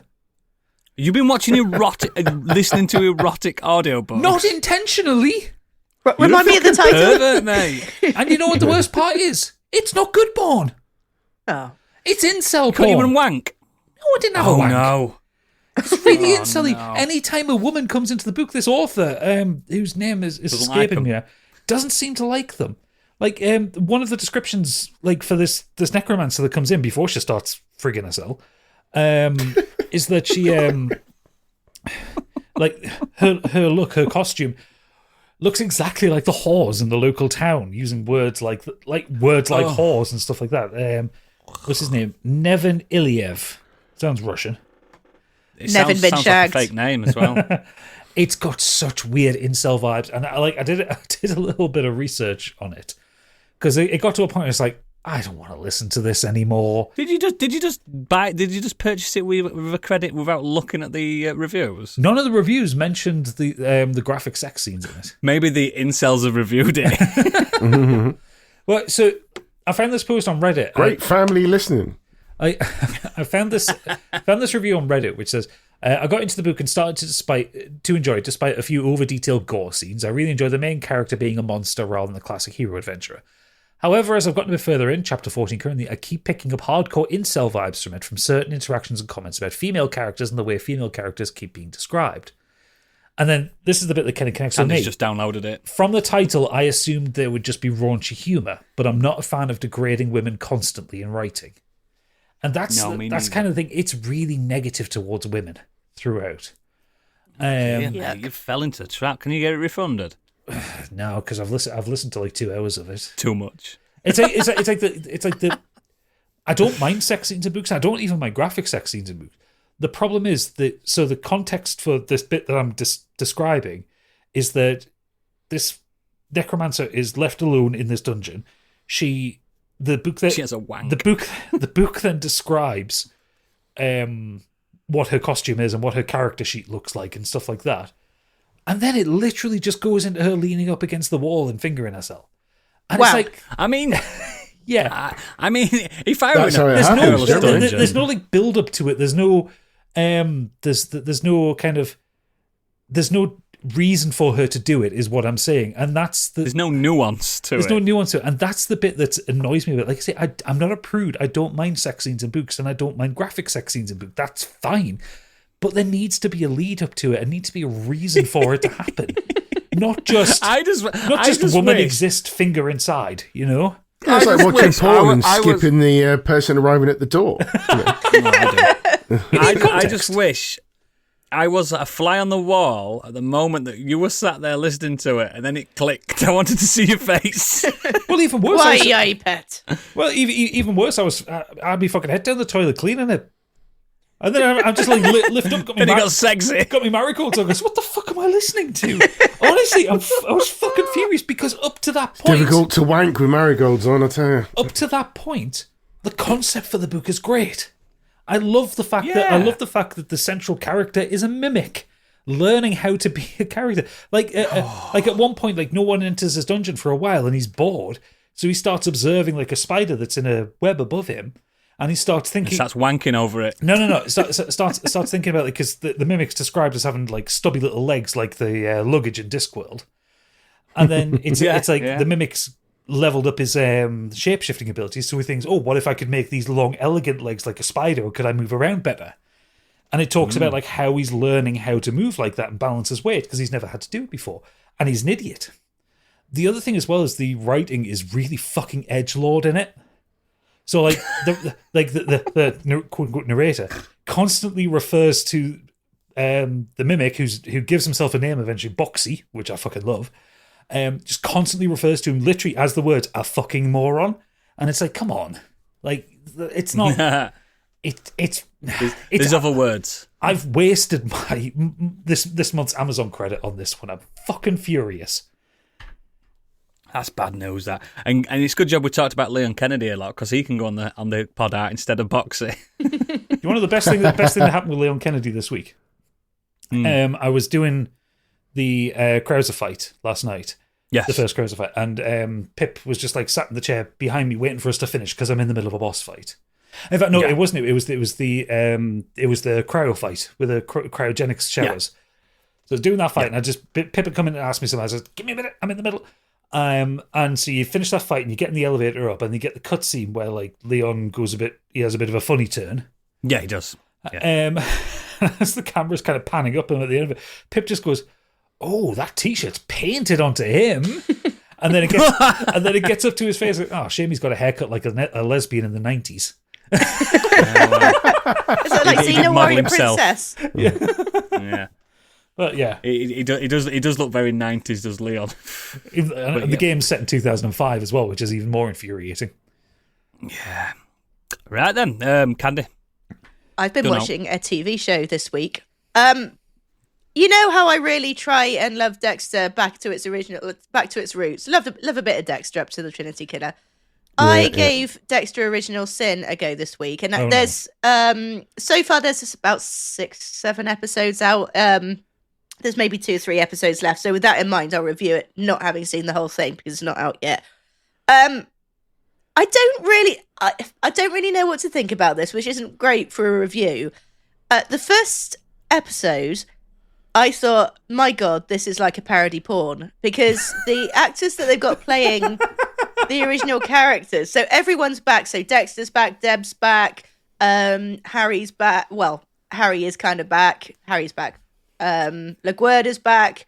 Batista, all of them, and they've all got real kind of creepy looking caricatures of themselves almost. But Like, is it all, they it was all really- like younger versions of them? All younger versions, yeah. Because so basically, it's the story of Dexter learning that he's got these urges, and I don't know if you remember the original, but his adoptive father Harry was a police chief, and he teaches him how to manage these urges and everything. Yeah, It hasn't got Michael C. Hall reappearing with a wig on to make him No, look not younger. this time. Although I will say they did give him the same like floppy haircut to begin with until he joins the police as an intern. So but isn't this the story that they already told in the first 5 seasons of Dexter?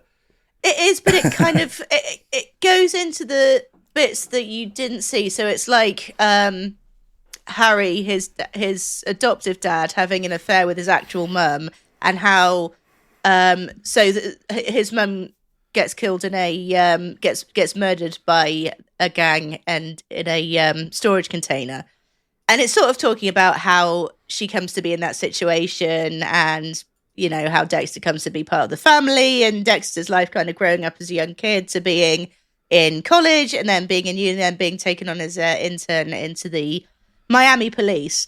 And yeah, going back to what I was saying, the actors are they look incredibly like, with the exception of Deb, they look incredibly like the original actors, and to the point it's kind of off-putting. So this was set probably, I think it was set about 10, 15 years before we see Dexter originally. And you've got, I don't know if you remember Batista, but he always used to wear the pork pie hat and the Miami, the Miami style shirt. Exactly the same. The characters are so like their characters in the original Dexter that it's like there's been no 15 years of character development whatsoever. Well, it's gone back in 15 years, so why would there be any development? I mean, like you can't say that you haven't changed at all in the last 15 years. So you don't have the same. Oh, so the original series, there should have been slightly different, shouldn't there?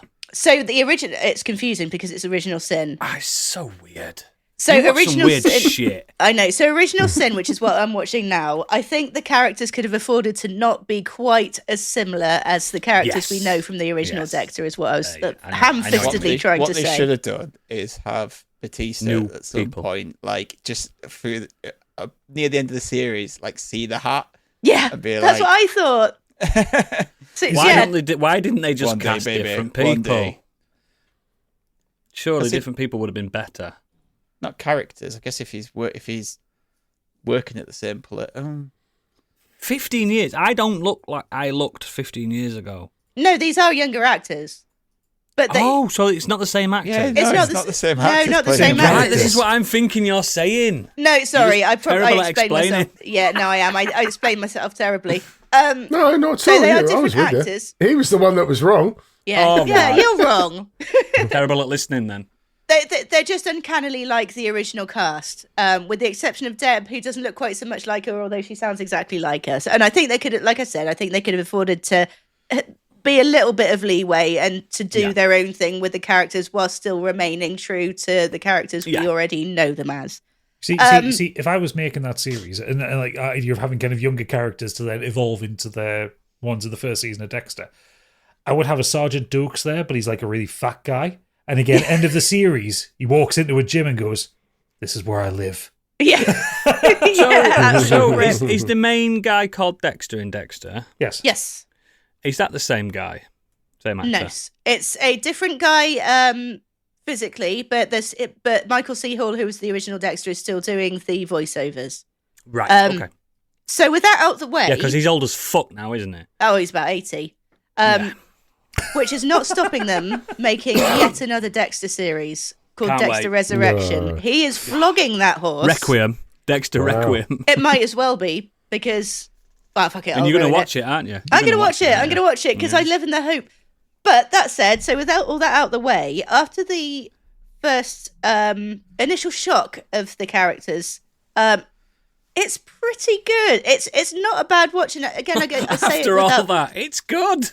I've thoroughly enjoyed it. No, after all that, and again, with not having seen the final episodes yet because they're not out, it's been pretty interesting. It's not brilliant. Don't expect it to be. Don't expect it to be the resurrection of Dexter and back to its roots. And No, that's incredibly the new brilliant. series. Yeah, it's all right. If you want more Dexter, No. it's fine. It's fine. It'll do. It was Okay, recommended to okay. me from someone at work, and they absolutely loved it. And apparently, like the internet seems to be absolutely crazy for it, or certainly giving it 8s and 9s. and the in its internet's review. never wrong. Well, as a general, I mean, we're talking like Rotten Tomatoes and stuff. But I don't Oh, think really? I It's don't actually think- people are genuinely liking it. Yeah, not professional reviewers and everything like Rotten Tomatoes, but yeah, no, I don't think I enjoyed it as much as most people possibly did. But And again, it's not I reaching can't. the heights of the original that you loved. No, exactly. I don't think anything will live up to the Trinity Killer. And even I was rewatching the original Dexter as well, and I got to the series after, and I was just like, I just can't be bothered with it anymore. Like we've seen, it's done everything that it needs to do.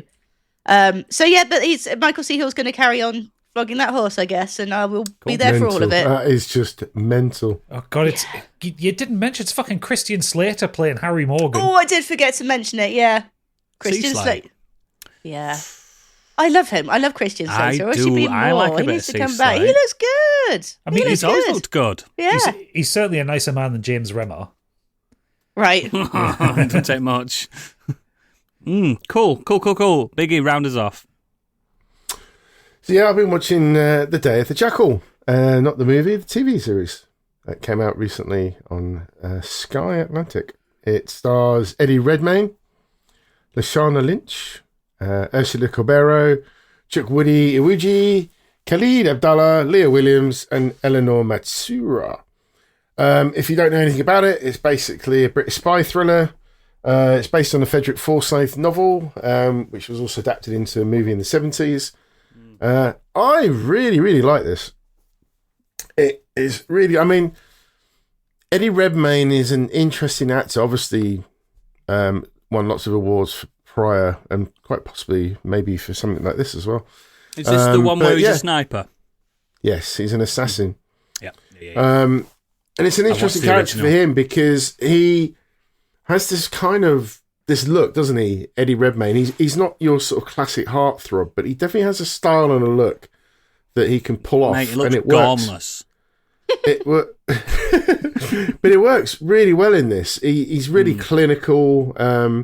Kind of when he's acting as the assassin, he's kind of devoid of personality. He's really clinical, just focused 100% in what he's doing. He is committed. And then he has this sort of secret life with his wife who's completely oblivious to what he does. Same. But yeah, it's basically with a political setting. He is basically known as the Jackal, a ruthless British assassin. And an intelligence officer who works for MI6 gets whiff of what he's been up to and then tries to track him down. I think it's just really, really good. It's got a real Bondy feel. Obviously, if you didn't realise, Lashana Lynch, she was in the last Bond movie, and she's really good in this. Kind of almost playing the same kind of character, really. But she's Not really good. She 007. really acts well. But yeah, she's just really, again, she's committed, and there's definitely a mirror of their relationship because Eddie Redmayne's character Charles, as he's known in the series, he is struggling to have this secret life. His wife is quite content with the lavish lifestyle that they live, but obviously he's very rarely home. They have a young boy, a little toddler, and he's always away traveling with his business, so he's away from home. And because Shana's character, Bianca, she's just as dedicated in her role. She's away from home from her husband and her sort of teenage daughter. So again, you've got that kind of conflict of her being away from work It's as actually well. showing you the real life of these kind of people. Absolutely. That's cool. So Concept. you have a bit more understanding and sympathy for, obviously, who's not a nice fellow, this Charles, but actually you get to understand his character a bit more. And he's brilliant. He uses disguises, he can speak different languages, very clinical, sticks to his rules about how he contacts people, all that kind of stuff that you get in that sort of political thriller. But it's done really well. It's really lavish. Got a really cool soundtrack. Really enjoy it. It's got that sort of lo-fi vibes, a bit of trip hop, all that kind of stuff. It's really cool. I really like the soundtrack as well. Really good visuals. Really recommend it. Is it set up for another series? I'll let you find out if you want to watch it. Awesome. Nice mixed bag. Do we have a mixed bag from our listeners? We have not. we have a couple, a slightly light bag this week, but we have a couple of them. I like a light bag. Xenos has said, I watched the first Sonic the Hedgehog film this week. It was good. Loved all the little callbacks to the older games. Jim Carrey really does make a spectacular Robotnik. He's carrying half the film by himself. He really is. Mm-hmm. They're just Fun. good fun. and fun. You go into that film. That's one of those films where you go and you go, I'm not expecting a masterpiece, but I really enjoyed that. And yeah, Jim Carrey is ridiculous. It's funny you should say that, actually, because there's all this advertising for the third one. I was like, I can't remember if I watched the second one or not, so I put it on. Hadn't seen it before. I thoroughly enjoyed it. I liked it, actually, more than the I think first second one's one. best. Yeah, Second's I thought it was best, great. Knuckles. My daughter mentioned it yesterday. Love She's the not a character of gamer, Knuckles. but she knows who Sonic is, and she went, "Oh, when are we going to watch the third movie?" I said, "The third movie." She went, "There's a third one now. It's got a new character, Shadow." I'm like, "How do you know this? you don't play that. You've got no interest in this He's in gaming Fortnite. at all." But here we are. Yeah, I like the way that the third one ends, and I was like, I knew that was going to happen, and I had to explain something to the kids. But yeah, it's I like the second, and like I said, I really like Idris Elba's Knuckles and how deadpan Knuckles is. Like, if I you've seen love. the There was one trailer shot for as well. Sorry, go on. Sorry, carry on. There's just quickly, sorry. Then there's one shot where they've set it up, and they've got the two sets of characters on either side of the screen, and it's got Robotnik's kind of crash thing. I thought there was going to be like a boss battle platformed. It didn't happen, but I was like, oh, that looks so cool. I just like it's in the trailer of the third one, but it's just Knuckles is still like, he looks at Shadow and he's like, looks much more formidable than the last hedgehog I fought. When Sonic's right there, it's like there's a great history of when they put Knuckles in like the cartoons or whatever of him being either kind of completely socially unaware or an absolute fucking moron. There's the Sonic Boom cartoon. If you ever see any clips of that, it's shockingly funny. Considering Sonic Boom was a terrible, terrible game, the tie-in cartoon's incredible. But it's a bit of both, I think, in this. Like, he's definitely socially unaware. Like, the stuff he comes out with. Like, if you watch the TV show, the Knuckles TV show, like the stuff he comes out with, it just makes you laugh because it's just like, why have you said that? Like, it's Like Biggie. Biggie is our Knuckles. yeah. But he's so Definitely.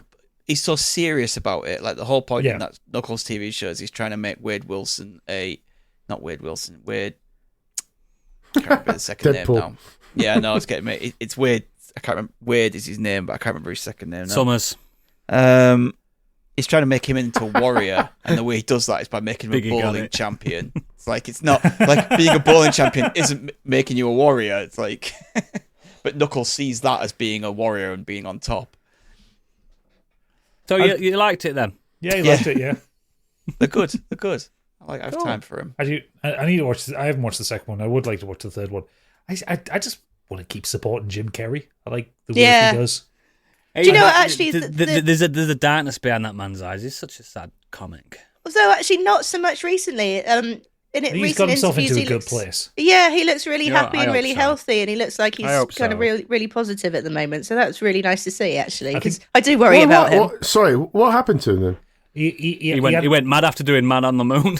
Yeah, he was doing method acting as Andy Kaufman. Andy Kaufman. Yeah. Without realizing that, well, maybe with realizing, but not appreciating Andy just how Kaufman much was of a a massive manic depressant. yeah, and how much of a mad bastard he was. when he wasn't having a manic or depressive episode. And it fucked him up. So Oh shit! he had a Nice. Hollywood break for what, nearly 15 years, I think. Yeah, until Kick-Ass 2. Yeah. And then he fell out with Kick-Ass 2 because he didn't want his character to be so violent. That's right. Yeah. After he'd filmed it. After he'd filmed it, it's like, what? You filmed it? Yeah. He is actually bipolar, though, man's isn't nuts. he? He is bipolar. Yeah, he started to go down a bit of a conspiracy theory side of things as well, and pulled himself away from that. And He was That almost when he was going. married He to was Jenny almost. McCarthy. Yeah, he was almost going down the Mel Gibson route of, we don't listen to him anymore. But he never got there. He never got there. The anti-Semitic No, he never got that far. He never got that far. alcoholic. Wow. No, he just got sad. But I seen him in an interview recently, and he looks happier. I think it's because he's getting to play these kind of madcap roles. Do you know what I'd honestly love to see him do? I'd love him to reprise his role of Stanley Ipkiss, The Mask. He's Like he said 30 he's years not, later. Yeah, he said he's not opposed to going back to older stuff like that. I don't He said- I don't need another Ace Ventura, but Stanley Ipkiss is one of my he'd do another favourite Ace roles. Ventura. But I think Stanley Ipkiss you could do like he just 30 years later, like he's walking mask up, turns up. Yeah, he's walking on the beach and the mask arrives again. Yeah. That would Could be you fun. follow up the Truman show? No, he that was did that perfect. story, as it yeah. is now. What happened Don't to need him to. after? I don't care. No. I don't want to know.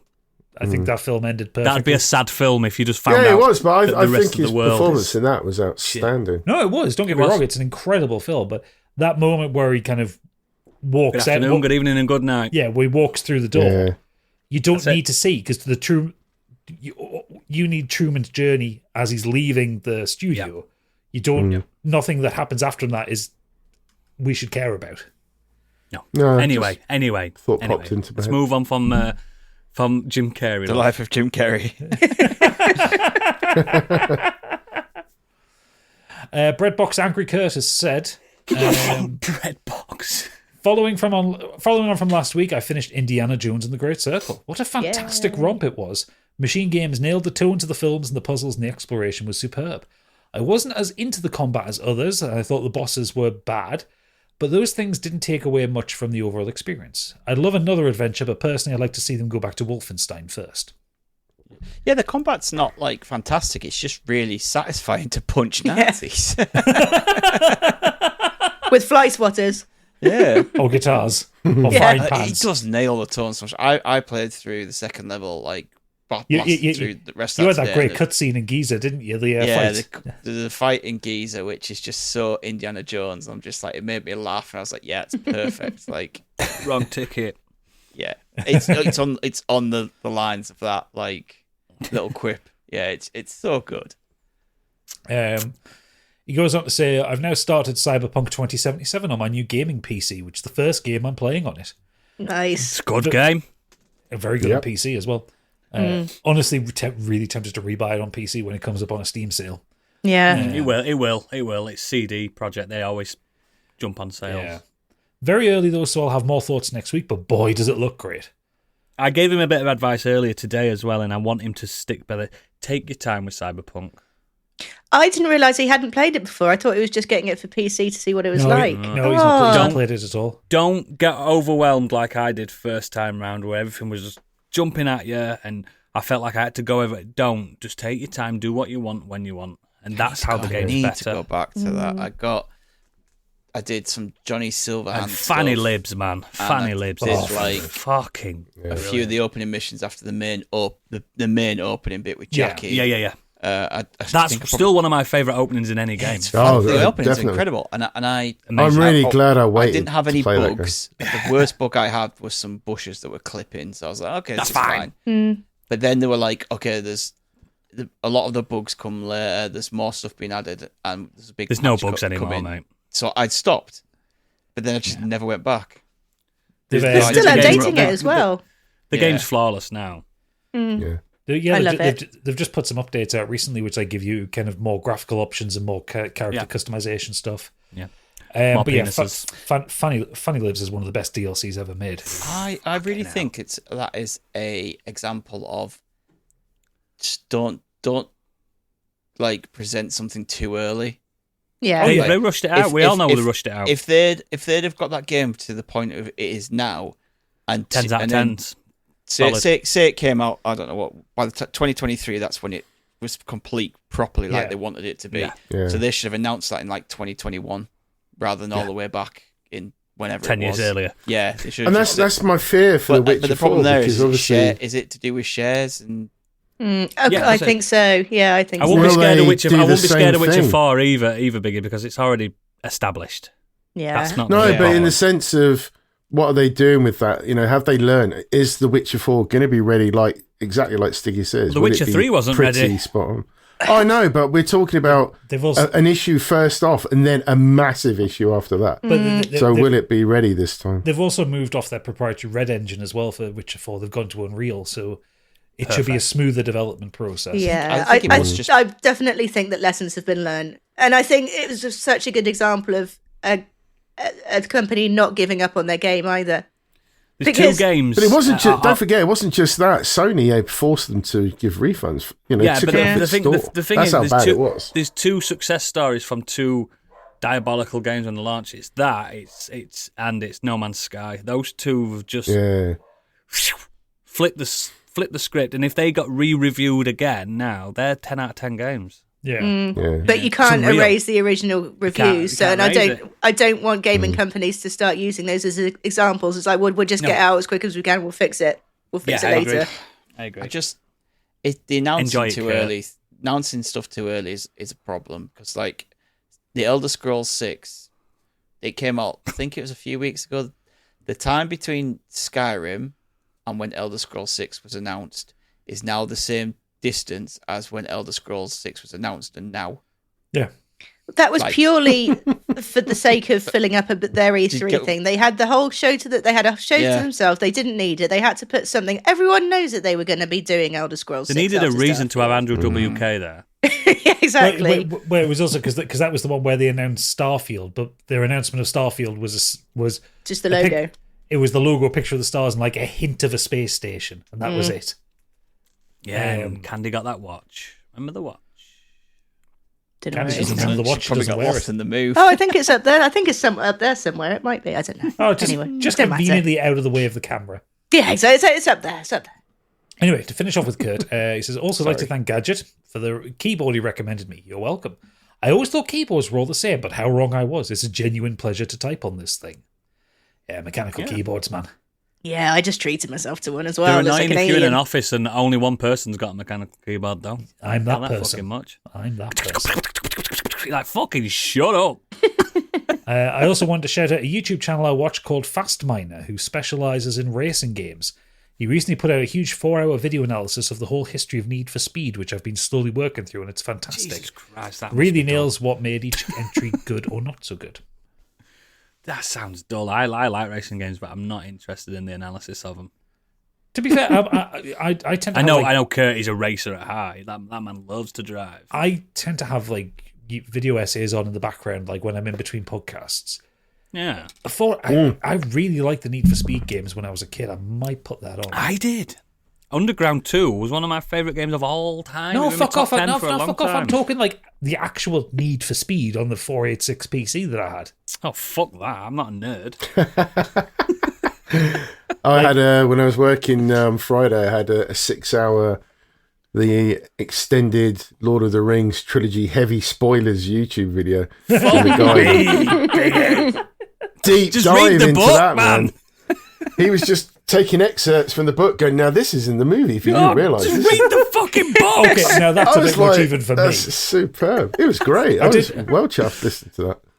I did what was Joseph Anderson's 6-hour Witcher 2 retrospective, but I'm not fucking doing that. I've read the books, I've seen the films. He used to talk about the movies. It was great. Stig, we work They- with fucking and he- nerds, mate. And he Absolute brought up nerds. trivia. I don't know if you know, but when Aragorn kicks that helmet in Fuck's sake.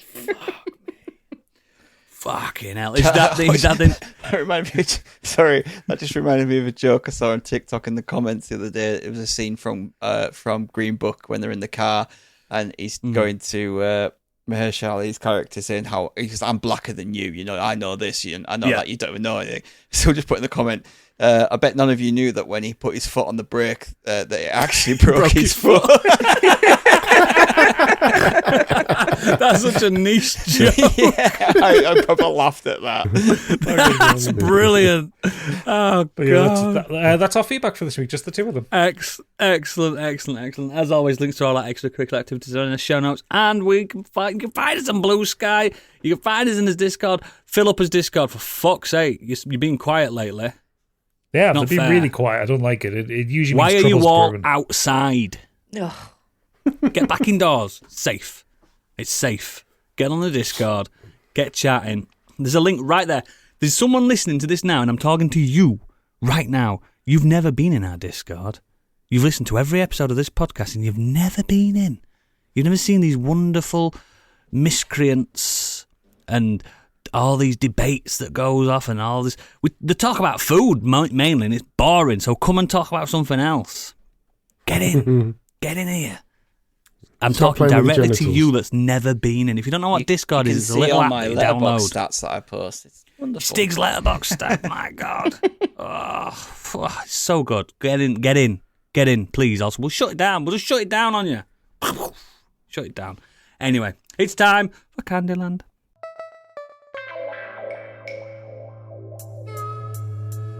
And now, what's up in Candyland?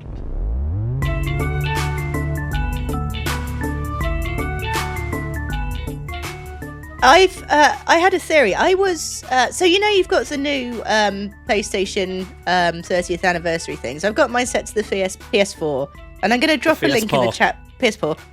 Going to drop a link in the chat now, just so you can remind yourselves of this little bit of music. Just close your eyes and take yourself off for a second. And Gadget, you're going to have to put this in the edit. I'm very sorry, but you'll know what it is.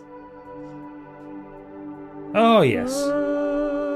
Just that nice chill. So what I'm talking about is the home screen music. Fuck, loads of pop-ups have come up now. Sorry.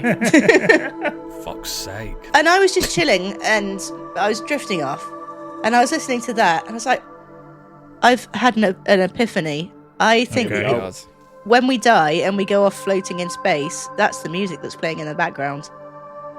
When you're just you're floating around, you're staring at all these galaxies and nebulas, and you haven't If got we die you haven't and got a we end body. up at PlayStation Home, the original PlayStation Home, then I'm done. I can't be bothered anymore. For eternity, just that music going Could you on and imagine on. being in that awful space that was PlayStation Home? Yeah, but Oh, you'd be God, playing what as a Hellgast in heaven, you biggie.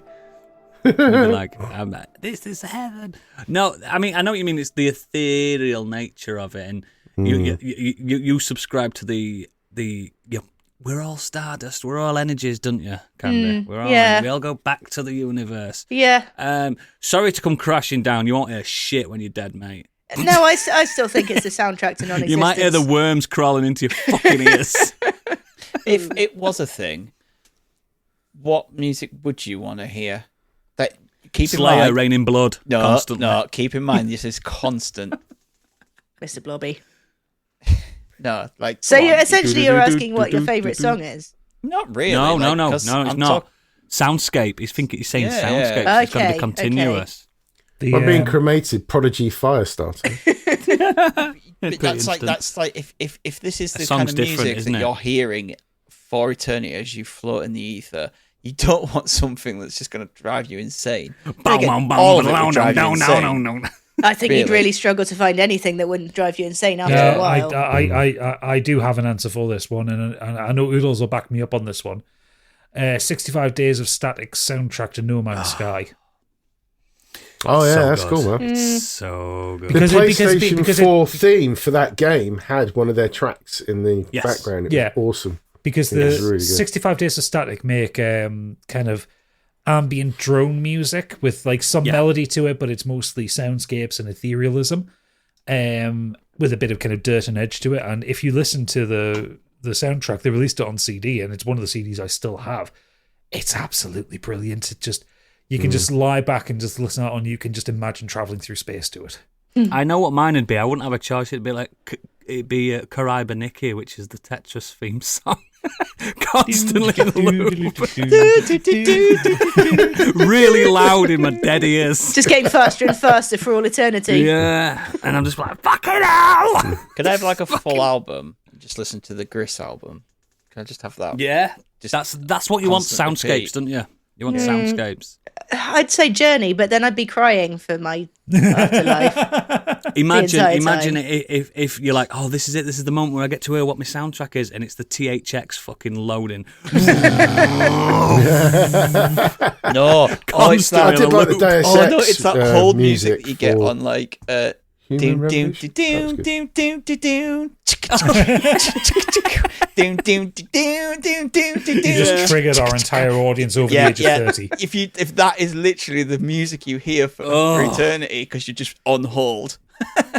Or what if it's an elevator version of Spanish Flea? Just really low key in your ears. It's so horrible. On Do you hold think for anyone's eternity. been cremated to James Brown at all? I'm sure lots of Because- people. You know when he goes, hey, hey, ah, ooh, ah. I don't think they have music playing in the crematorium as they're being cremated, mate. You do? I think They use it do. as You have it They during do. the service, but then they They like do it. take no, they the- do. They As have they it- should Yeah, go I've been in. there. No, they Yeah. have like the music is. That's not it going into the oven though. That's No, just It is straight into oven. They have it. They have the last music you get is, and I know this because I literally 2 days ago, as the curtain. He's pulls been cremated across, 2 days ago. Yeah. as the curtain pulls across, you get like the last music. Yeah. yeah. And That's everyone not puts them their hand going on into coffin the and has a oven. little cry. My auntie went to "Come On Eileen" because that was her favourite song. That was her song. Nice. Nice.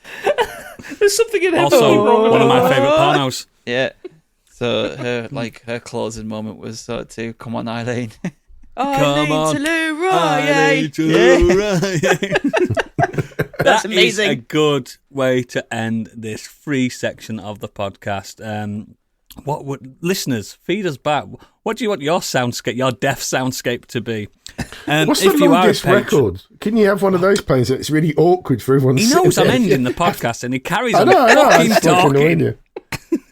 It's annoying, isn't it, when you try to end a podcast It's and delay. just keep going on. Are you finished? Yeah. Please consider becoming a patron, because then you will get to listen to what we're going to be talking about for the next half hour or so in the green room. I'll be in it this time. Hey. Stig's going to be in it. Gadget's going to be in it. Candy's going to be in it. And you're going to be in it, Biggie, if we allow it. If we allow it, bruv. Thanks for listening. See you later. Bye. Bye. Hey. Bye.